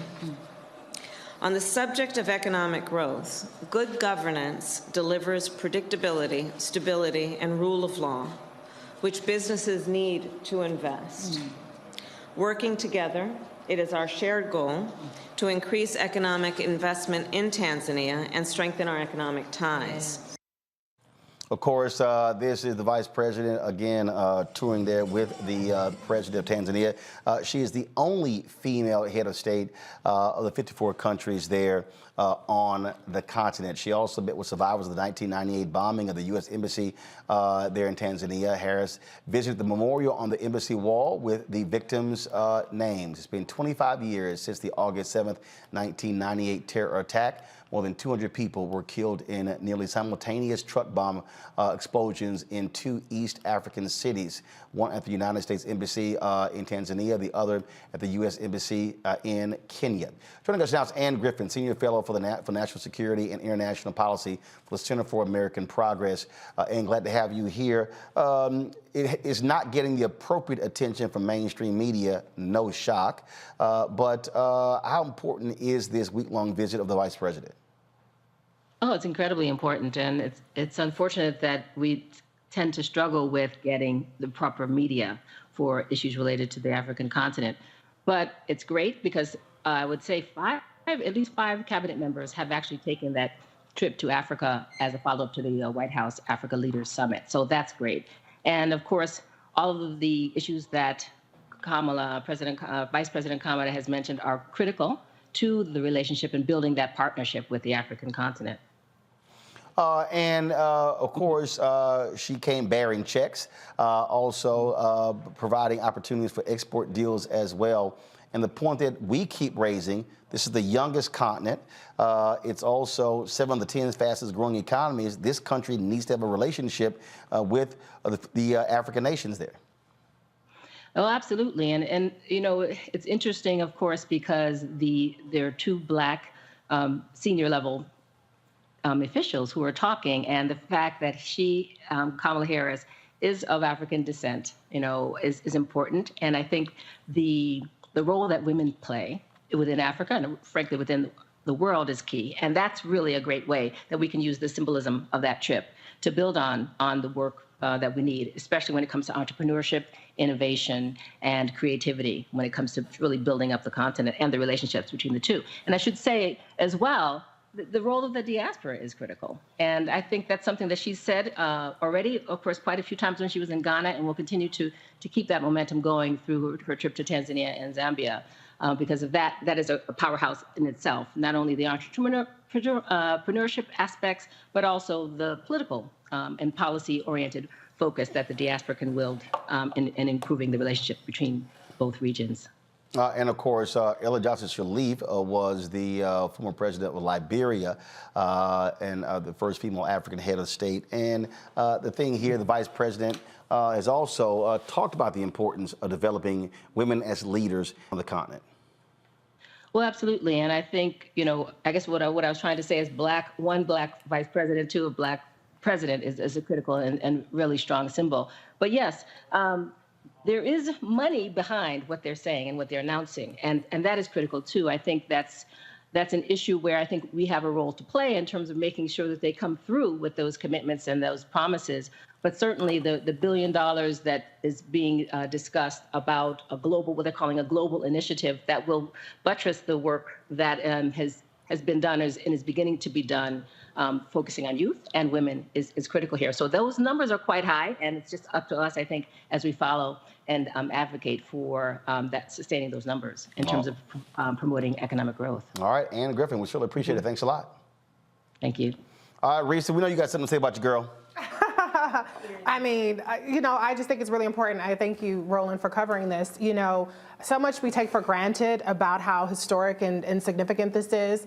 And I know people will say, well, why is she over in Africa? Why she ain't in it? She's been to all the states. She's been to where the problems are. She's traveled the country. She's done hundreds of events. She's also traveled to Asian countries multiple times. She's traveled to Europe multiple times. So I think it's really important that she's showing the importance of Africa, which, mind you, the last president, now indicted, Donald Trump, called shithole countries. And I think it's really important that we understand that the United States is a superpower for now, but that is not a position that is inevitable for us to maintain. So when you talk about the way that China has invested in Africa, when you talk about the way that other European countries have invested in Africa, we're a little bit behind the ball. But it's important that she's highlighting this is an investment, and when you have an investment, you get a return on it. So there is something in there for us, in addition to the global security that we have when we have a stronger Africa, but also in terms of like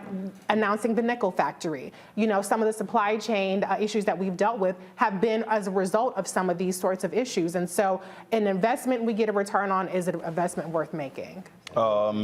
Erica, go ahead. Yeah, this is Women's History Month, and so I've said this, Roland Martin Unfiltered on Black Star Network is mainstream media, so she is being covered healthily here.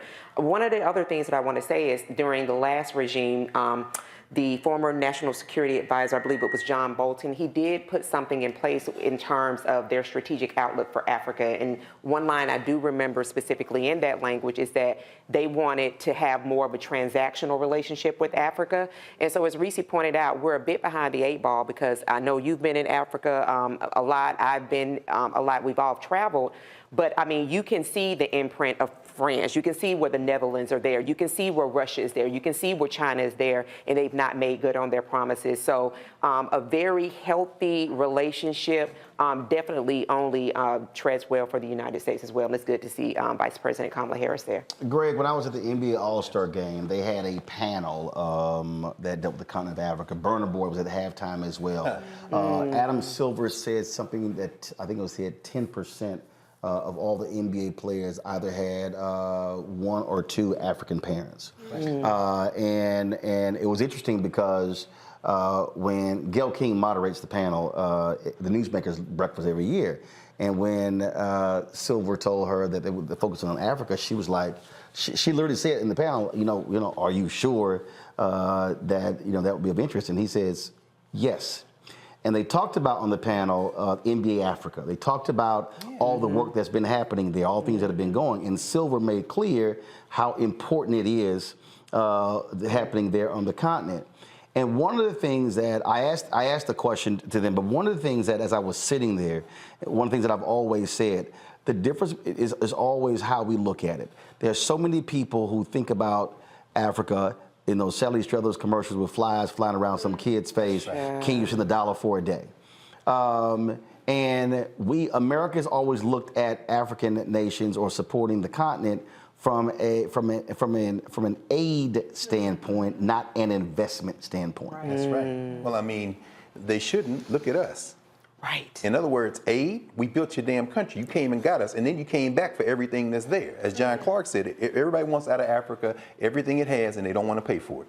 I hope Gayle King was asking a rhetorical question, given that Giannis Antetokounmpo, I don't know why they call him the Greek freak, the man is from Nigeria. Joel Embiid, Cameroon. Absolutely. We see what's happening in Central Africa with, Dikembe Mutombo, who has been in Central Africa working. Africa is the future. As you said, in Nigeria, they're predicting by the end of this century, there may be as many as 700 million people in Nigeria, average age under 20 years old. The United States is already, I kind of feel bad a little bit for the vice president because they're sending her on a task that is absolutely essential, and they want to play to her African heritage. In other words, Ghana, yes, as you know well, Ghana's a point of entry. It's friendly to us. Otto is saying, but Otto said, we're not going to play great game politics now. Why? Because China, as you say, Reese, they're not just knocking at the door. President Hassan in Tanzania, that's right there on the Red Sea. And where she's going next for the second time, by the way, because Kamala Harris's grandfather, P.V. Gopala, was an advisor to Kenneth Kaunda, the first president of Zambia, the continent's largest producers of copper. And they owe and have defaulted to China on $17 billion. When they were here, those African leaders a couple of months ago, Anthony Blinken and them signed a deal with some private businesses in the United States to mine copper. Kamala Harris is over there trying to stop something that has already left the station. What? China and Russia in Africa. I don't know if they can catch up, quite frankly. The vice president is there. She did take time to pay tribute to the founder of Trans-Africa, Randall Robinson. He passed away on Friday at the age of 81 at his home in St. Kitts, surrounded by his family. And of course, we paid tribute to him on Monday's show.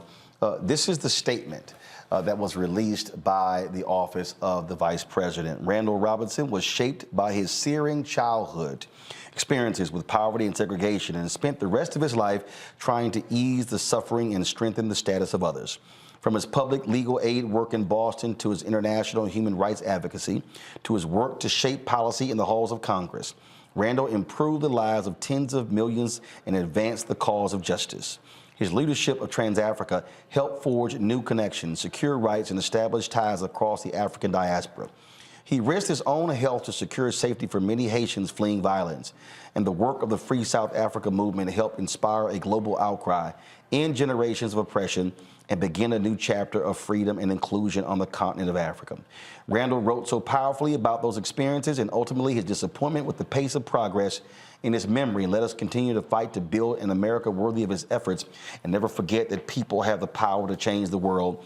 Today, Doug, and my prayers are with his family. Reese, there's somebody who's watching or listening, and they say, okay, fine.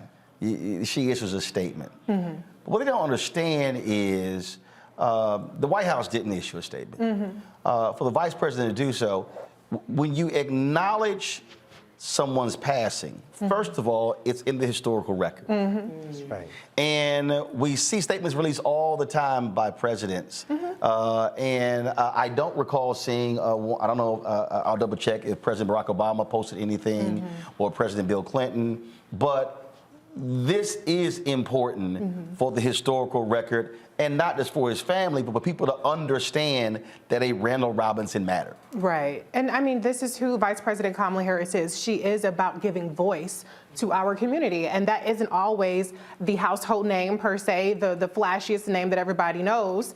It's about amplifying our stories. And she has brought that perspective to the White House in terms of policy, but in terms of the groups that she's invited to the White House. These are not just the NAACP and the Legal Defense Fund. There's so many names that you probably have never heard of that she's given audience to around the country. And so this is significant because for all of the apathy that people have towards politics and the lack of gravitas people tend to assign to it these days, when you look back in history, people aren't looking at who won Twitter that day. People aren't looking at who CNN called breaking news for 5 hours on. They're looking at who are the leaders and of this country and what were they speaking about. And so that's why this is very significant. I'm way over time, Greg, but I do want to give you some time to share your thoughts and reflections on this great freedom fighter. First of all, I'm glad that you're covering this, Roland. And I'll just say very quickly, I knew Randall Robinson. We read 2 of his books in Philadelphia Freedom Schools, The Debt, and we read this book on Haiti, which is probably why Clinton ain't saying nothing, because he was hell on the Clintons behind what they did to Aristide in Haiti.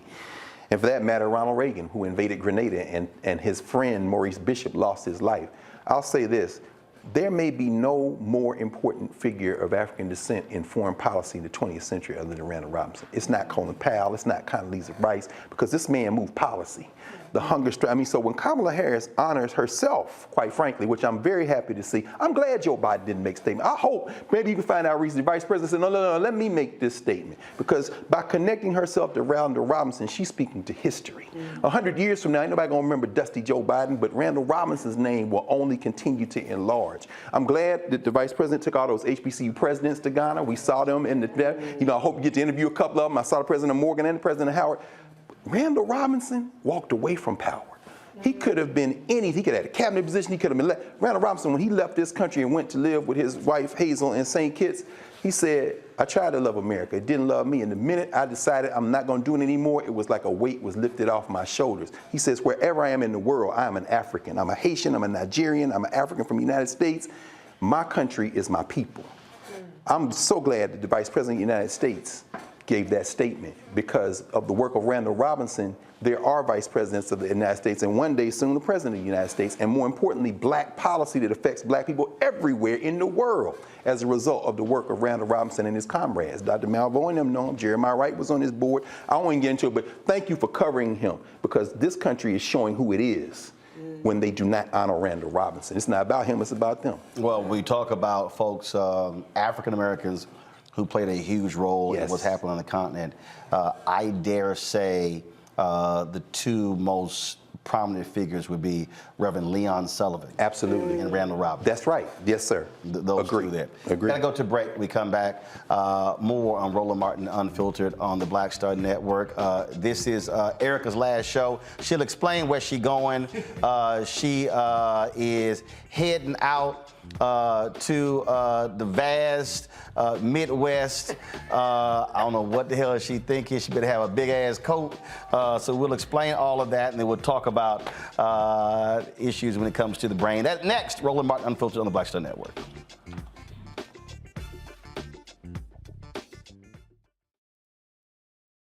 Hatred on the streets, a horrific scene, a white nationalist rally that descended into deadly violence. White people are losing their damn minds. As an angry pro-Trump mob storms the U.S. Capitol, we've seen We're about to see the rise of what I call white minority resistance. We have seen white folks in this country who simply cannot tolerate black folks voting. I think what we're seeing is the inevitable result of violent denial. This is part of American history. Every time that people of color have made progress, whether real or symbolic, there has been what Carol Anderson at Emory University calls white rage as a backlash. This is the rise of the Proud Boys and the Boogaloo Boys. America, there's going to be more of this. Here's all the Proud Boys, guys. This country is getting increasingly racist in its behaviors and its attitudes because of the fear of white people. The fear that they're taking our jobs, they're taking our resources, they're taking our women. This is white fear.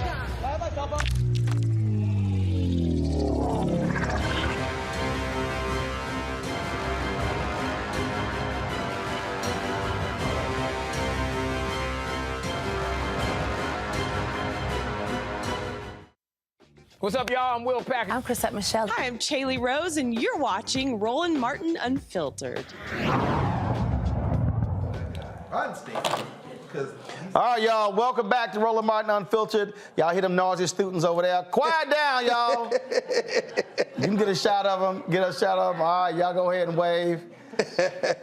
Y'all know Julian probably like one of them Catholic church nuns be cracking their knuckles with a ruler or something like that. You know doggone well. Don't let me have to call Method Man. Johnny Blaze, Haboom, Clifford Harris. Watch out now. Watch it. Don't let me have to call. I can tell your class ain't familiar with Method Man. All right. They like, oh, do tell. All right. So we haven't had our panel in our studio for since COVID. No. Erica requested this. Erica, tell everybody why. So this is my final appearance with the VIP panel for this Thursday. It has been a wonderful 5 years. So first of all, shout out to Roland Martin Unfiltered. It was 5 years this year that my mentor at the time, who I was doing media training with, Dr. Ava, said, hey, love for you to have her on your show. Roland said, okay then. And so a week later, I've been on and started making regular appearances. And I think Reese said about 3 years ago, we were put together and were dubbed the Thursday VIP panel, throwing up the fist to close out the show and everything. So one thing I shared when I shared it live is that this is not a social media relationship.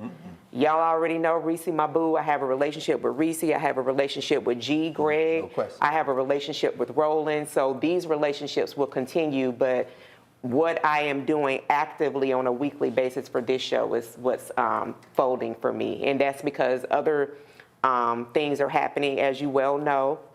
I was off the show for 15 months because in March of 2021, while traveling for work as a political executive, I was hit twice by an 18-wheel truck, sustained a number of injuries, but one of them being a moderate traumatic brain injury, and was a polytrauma patient.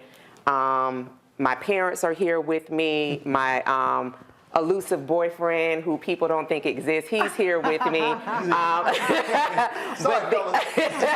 Sorry, fellas. But these people Get were... a shot. Hey, Henry, turn that camera around. Oh my God! Oh my goodness! See? Hearts breaking. Oh my God! No. Especially that pastor in Georgia. Oh man! But my parents. Pastor in Georgia. Great piece too. Okay. At the Mount Auburn trial. Oh, he you was did. like, Did you? Stop! You being messy, Roland. You being messy. Look, I deal with facts. That happened. You saw it. Yeah, I saw it. That's crazy. He was down in Texas. Bless him. Oh my God! Been off the market, but these were some of the people, and there were many, many more that were a part of an amazing, amazing support system that allowed me to be able to recover the way that I did. As I mentioned, I was a polytrauma patient, had 9 practitioners. I'm down to 4, and so I am just very grateful to God. Definitely want to thank the Roland Martin Unfiltered viewing body. You all have sold into me tremendously. So this is not a goodbye. This is really a see you later. I'll still be collaborating with Reese on her show on Saturdays, the Reese Colbert Show. That's what I'm talking about. On Sirius XM 126 on 3 p.m. Eastern Time on Sundays. And I have expressed to the RMU team, who is a little salty with me, that listen, if you do need me in the host seat, please, please, please do not hesitate to call. But I'm listening to my body. So you do the black table too? Absolutely. All right, yeah. Absolutely. Okay, so she's not leaving the network. No, but this is just a C-loss, so to speak. So. But tell everybody what you're going to do. Oh. No, that's not for everybody to know. Oh. So let's be very clear about that. But I am moving to higher ground, so I will be transitioning to another city in the next year. Work dealing with the brain. Exactly. So you all know that out of that, brain health and centering unseen injuries has definitely been at my forefront. So I've made a decision to definitely move into the the space of medicine in a much greater way. Wow. So I'm really excited about that. That's going to mean that I'm going to have to move, but I definitely have the support of my family, of my baby. I have the support of my practitioners who are very, very excited. And I just want to share this thing around brain health. One of the things that really helped me make this decision is that though I present well, I do a really, really hard, I work really hard to present well, is what my neuropsychologist would say. My executive functioning, which is in your prefrontal cortex, that is where emotional regulation, processing, reasoning, all of that lies, which is why young people, which we've seen on the other side of the screen, unfortunately, insurance rates are kind of high because their prefrontal cortex is not closed until mid-late 20s. So for me, that part of my brain that houses emotional regulation, organizing thoughts, reasoning, processing, is not still fully healed. So I thank God that I, am walking in healing, but I'm not 100%. So there are some things that I have made a command decision to do as it relates to my body and to my brain. And so I just do offer, for those of you who are not connected to the Reframe Brain, it is a podcast. It is a wellness community. Go to the reframebrain.com for your 5 best brain health tips and a playlist curated with you in mind. And we'll get to connect twice a month. But again, I will not be a stranger. I'll still be connected.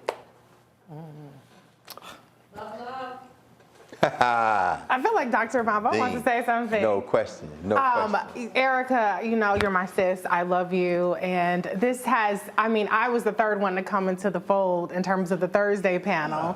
And you're just irreplaceable. And you know what? It's not goodbye. It's not goodbye. It's just maybe see you less often on Thursdays, but we'll still see you. And you just really are a treasure. And the one thing I want people to know that people might not really know is Erica is a lot of fun. I think it's obvious. She's cool, right? Everybody knows that she's cool. But Erica is my fun girl. Erica is my, listen to Lola Brooke, Megan Thee Stallion. Ratchet. Turn up. Yeah, they get rowdy over there. Okay, they know about that. Lotto, Flo Millie, all the people. She's my, she's my ready to love, watch Ratchet TV. This woman is so multifaceted and so dynamic, and so I'm excited that you're moving into a space that can showcase all of your range, and really, you're just such a blessing to all of us. So thank you for letting me be beside you this long. Absolutely. No, I can't. I'm just gonna keep it short because that was the sisterly connection we needed to see. I remember before COVID hit, and we were in the other spot.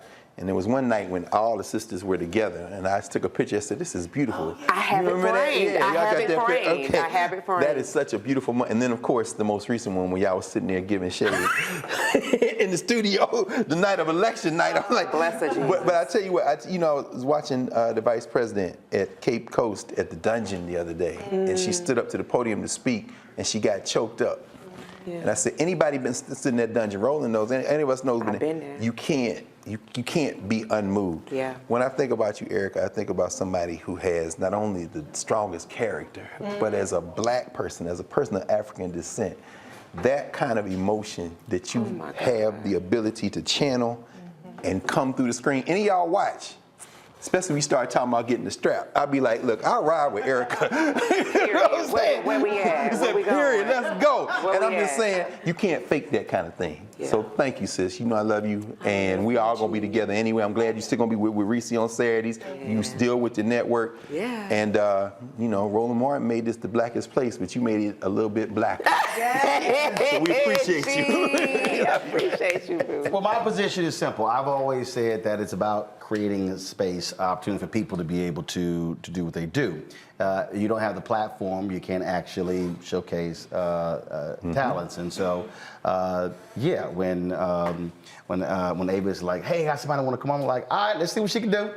I like we'll throw on, and then you came on, you did the same thing Reese did, like trying to be all like cautious. I'm like, They ain't what we do. They ain't what we do. Yep. Just do you. Yeah. And so it's been absolutely great bringing all your Georgia-ness to the show. And so good luck in future endeavors. It's been fabulous. And it's always a matter of having a ball. So we appreciate hanging out on Thursdays with you and Reese and Greg. And so, and folks, whenever I travel, people always stop me every time. Like, yo, tell Greg, tell Erica, tell Reese, hey. And it always happens. And of course, Erica can also thank this show for going down in history because she is forever a meme because... That's facts. Wait, you got it?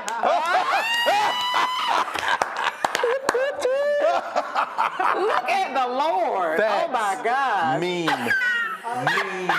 Y'all see that? Look. Oh, my God. So that, of course, was from our election night coverage.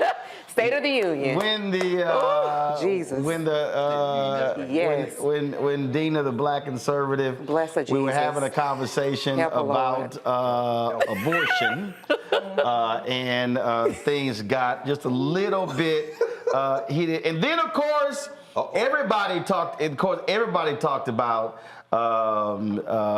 my conversation with Philip. And people actually thought it was a laugh track, and I kept trying to explain to people it wasn't a laugh track. That was actually Erica. We were live. We were live on the air. We were live on the air, and people were like, "Yo, who was that person back there? Who was? Y'all think I'm joking? Play it. Let me help you out with something." Let me just help you out with something, Philip. Usually I ask for help if I need. No, because you need some help right now, Philip. Like, you need some help real bad.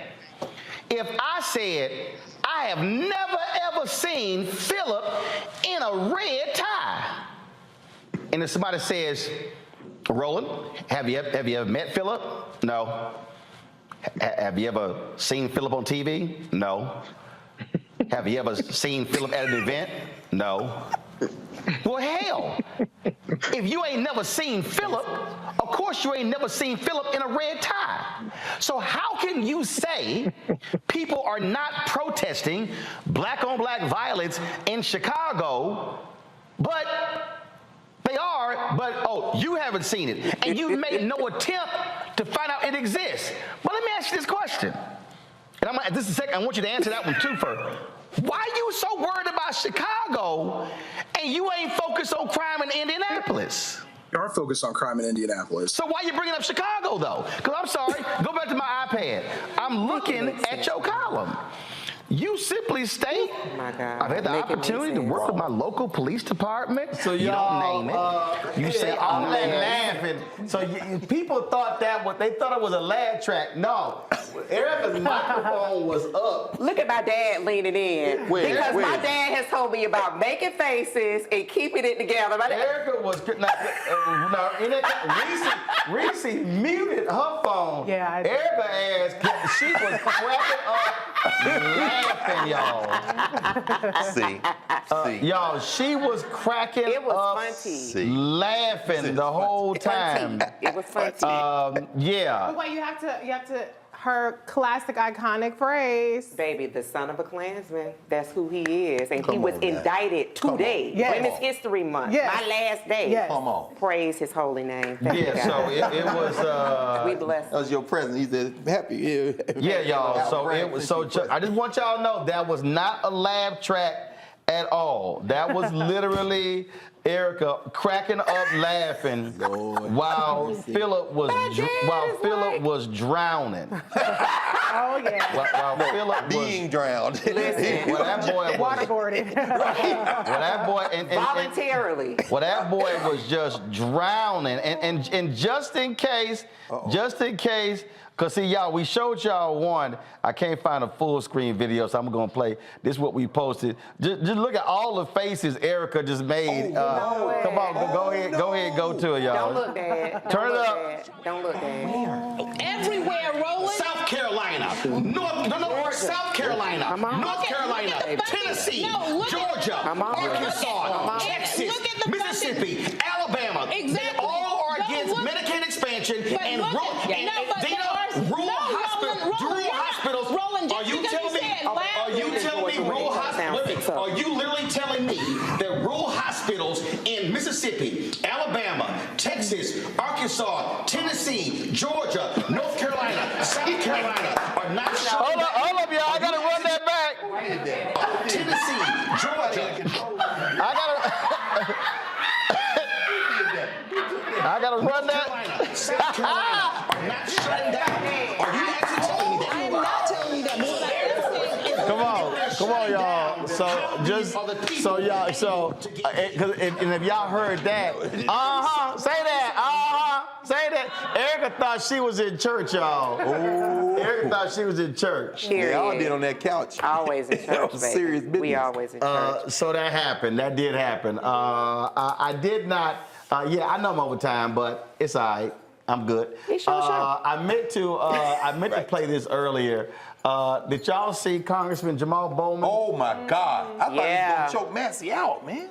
So y'all saw the congressman was letting Republicans know y'all acting a fool over the shootings and stuff, and he decided to go ham. I want y'all to look at Steny Hoyer trying to calm Jamaal down. Then finally he was like, "Nah, I'm just gonna leave this Negro alone." I'm too old. Y'all roll the video. Roll the video. Catch the straight up in this. And they go to the Senate, ask the same questions. They're cowards. They're all cowards. They won't do anything to save the lives of our children at all. Cowards. Pressure them.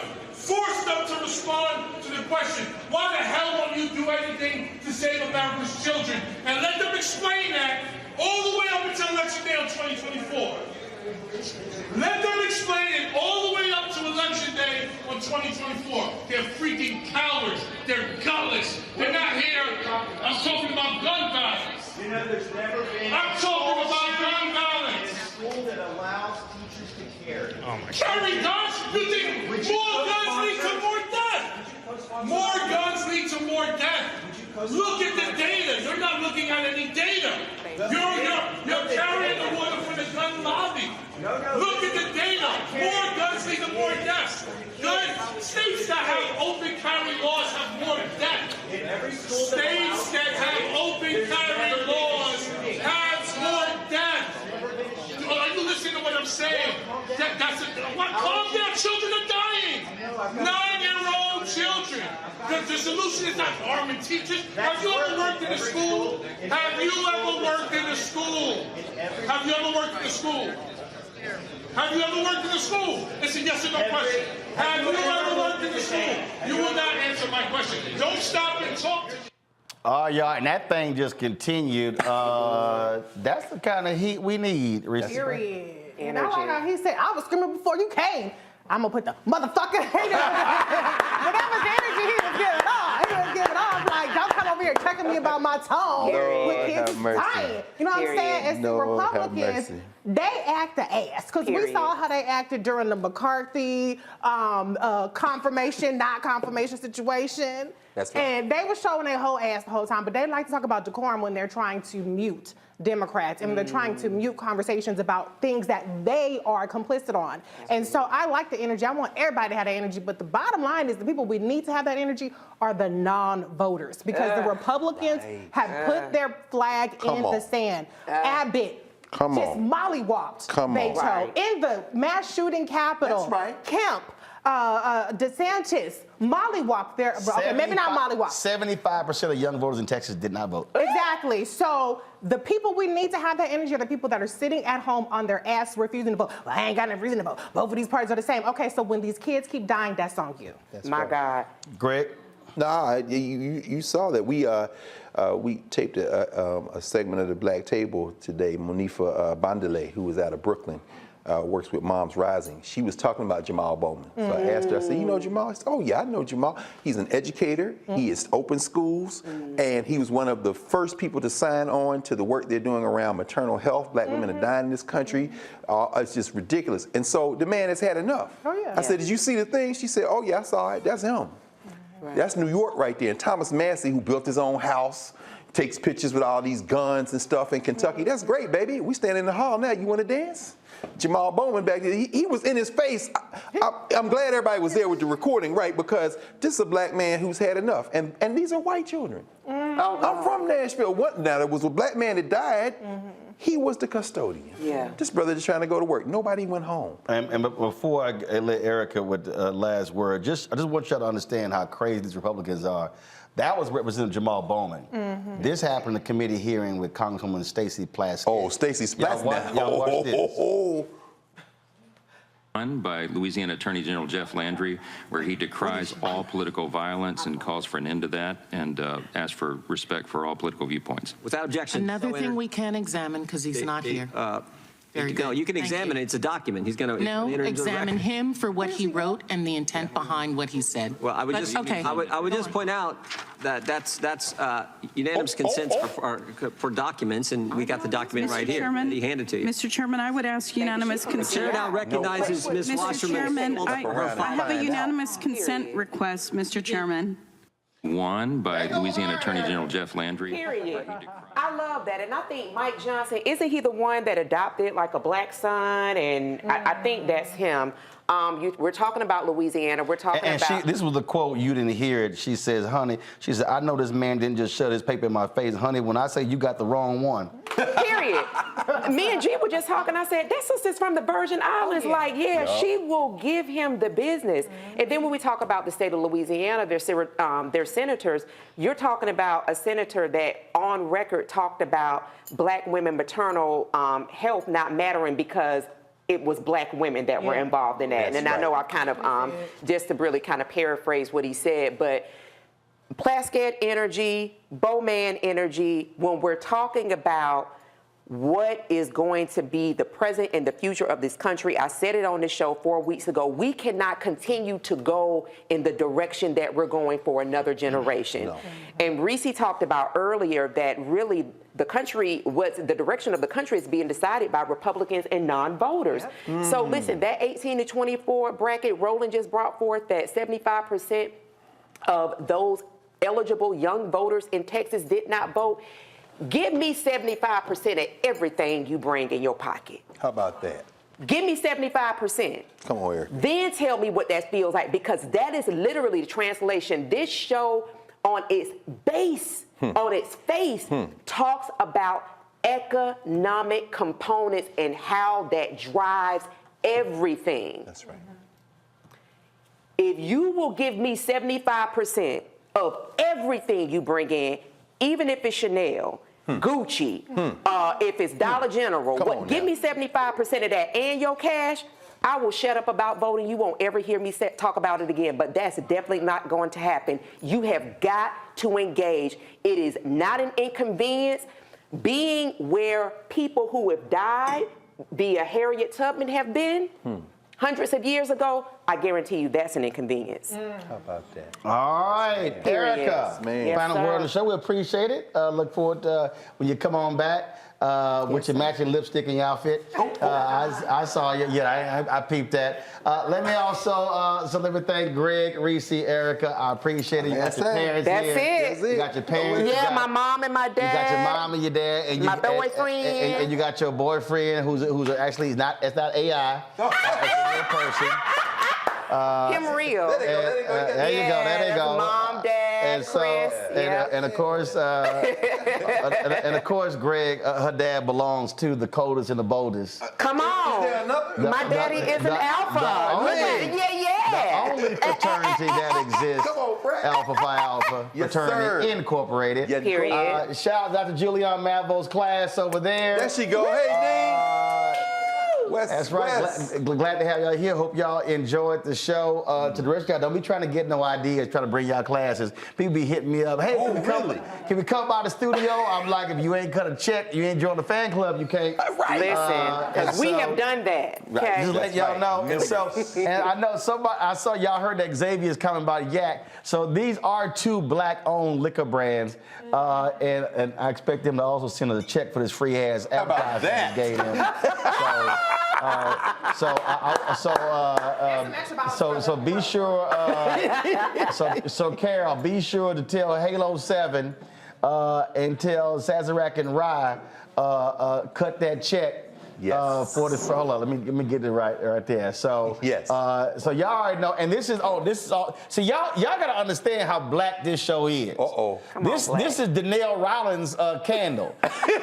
Comedian, Ashy Larry. Yeah. So his candles, Donnell Rollins black ash hand poured. No way. I'm trying to tell you, hand poured Senate candle, and so that's his. Ashy Larry got a candle. Yep. I actually went and told her to burn that sucker out. Yeah, we'll totally burn. We done burned that sucker. Ass left in here. So y'all see how we do on this show. Wow. Everything black. Extra black. Here on Roland Martin Unfiltered. That's it, y'all. I'm way over time. We appreciate. Glad to have the panel in the house. We'll do this thing again. And to all y'all who are watching.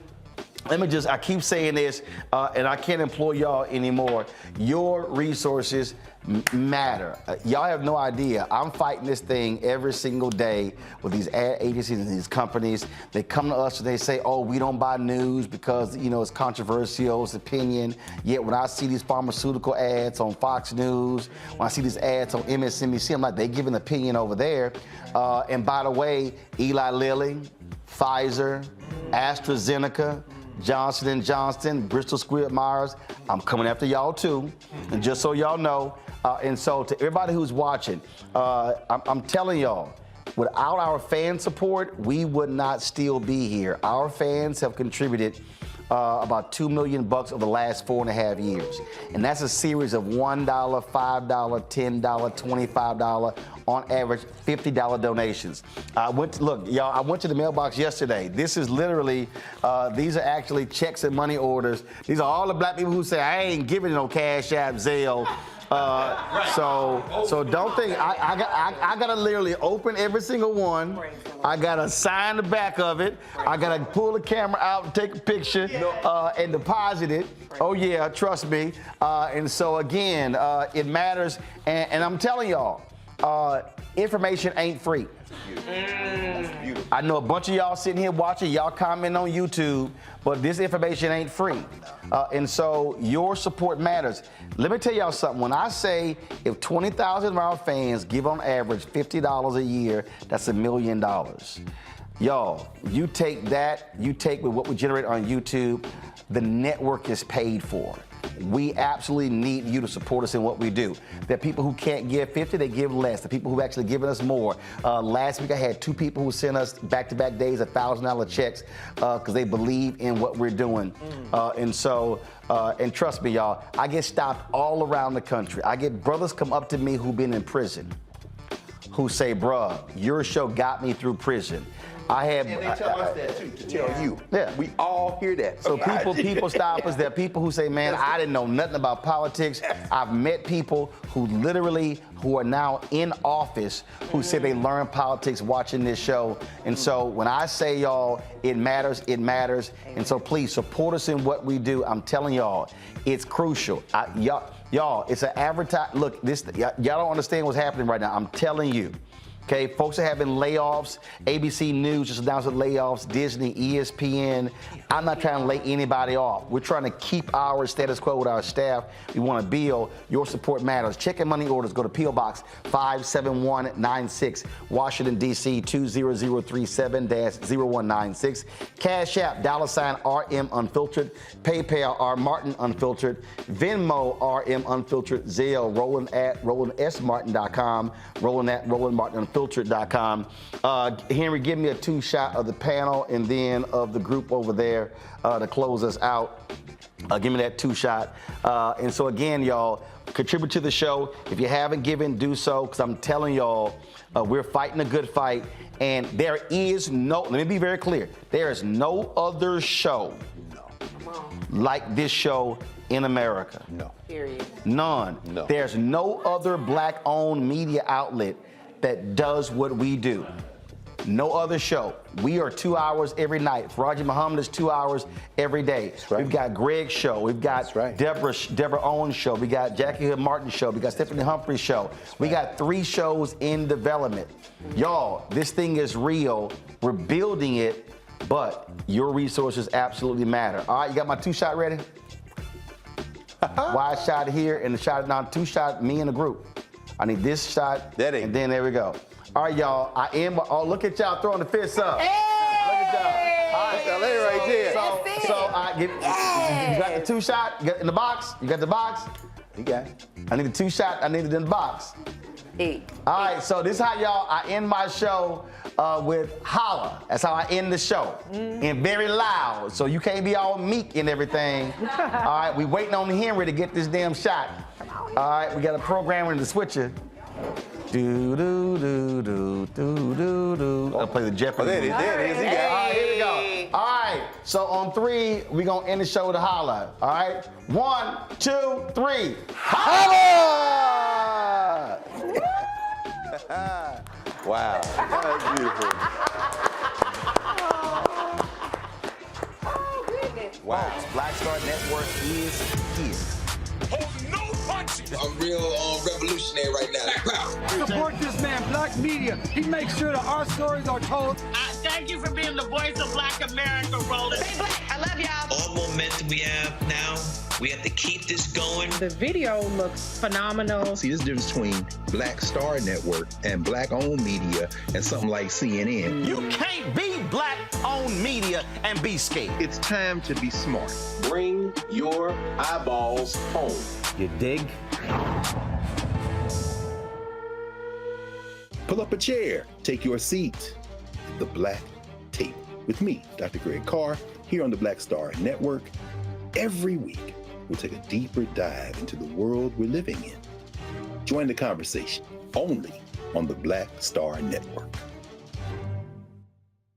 Hi, I'm Dr. Jackie Hood Martin, and I have a question for you. Ever feel as if your life is teetering and the weight and pressure of the world is consistently on your shoulders? Well, let me tell you, living a balanced life isn't easy. Join me each Tuesday on Black Star Network for a Balanced Life with Dr. Jackie. We're all impacted by the culture, whether we know it or not. From politics to music and entertainment, it's a huge part of our lives, and we're going to talk about it every day right here on The Culture with me, Faraji Muhammad, only on the Black Star Network. I'm Deborah Owens, America's Wealth Coach, and my new show, Get Wealthy, focuses on the things that your financial advisor and bank isn't telling you, but you absolutely need to know. So watch Get Wealthy on the Black Star Network.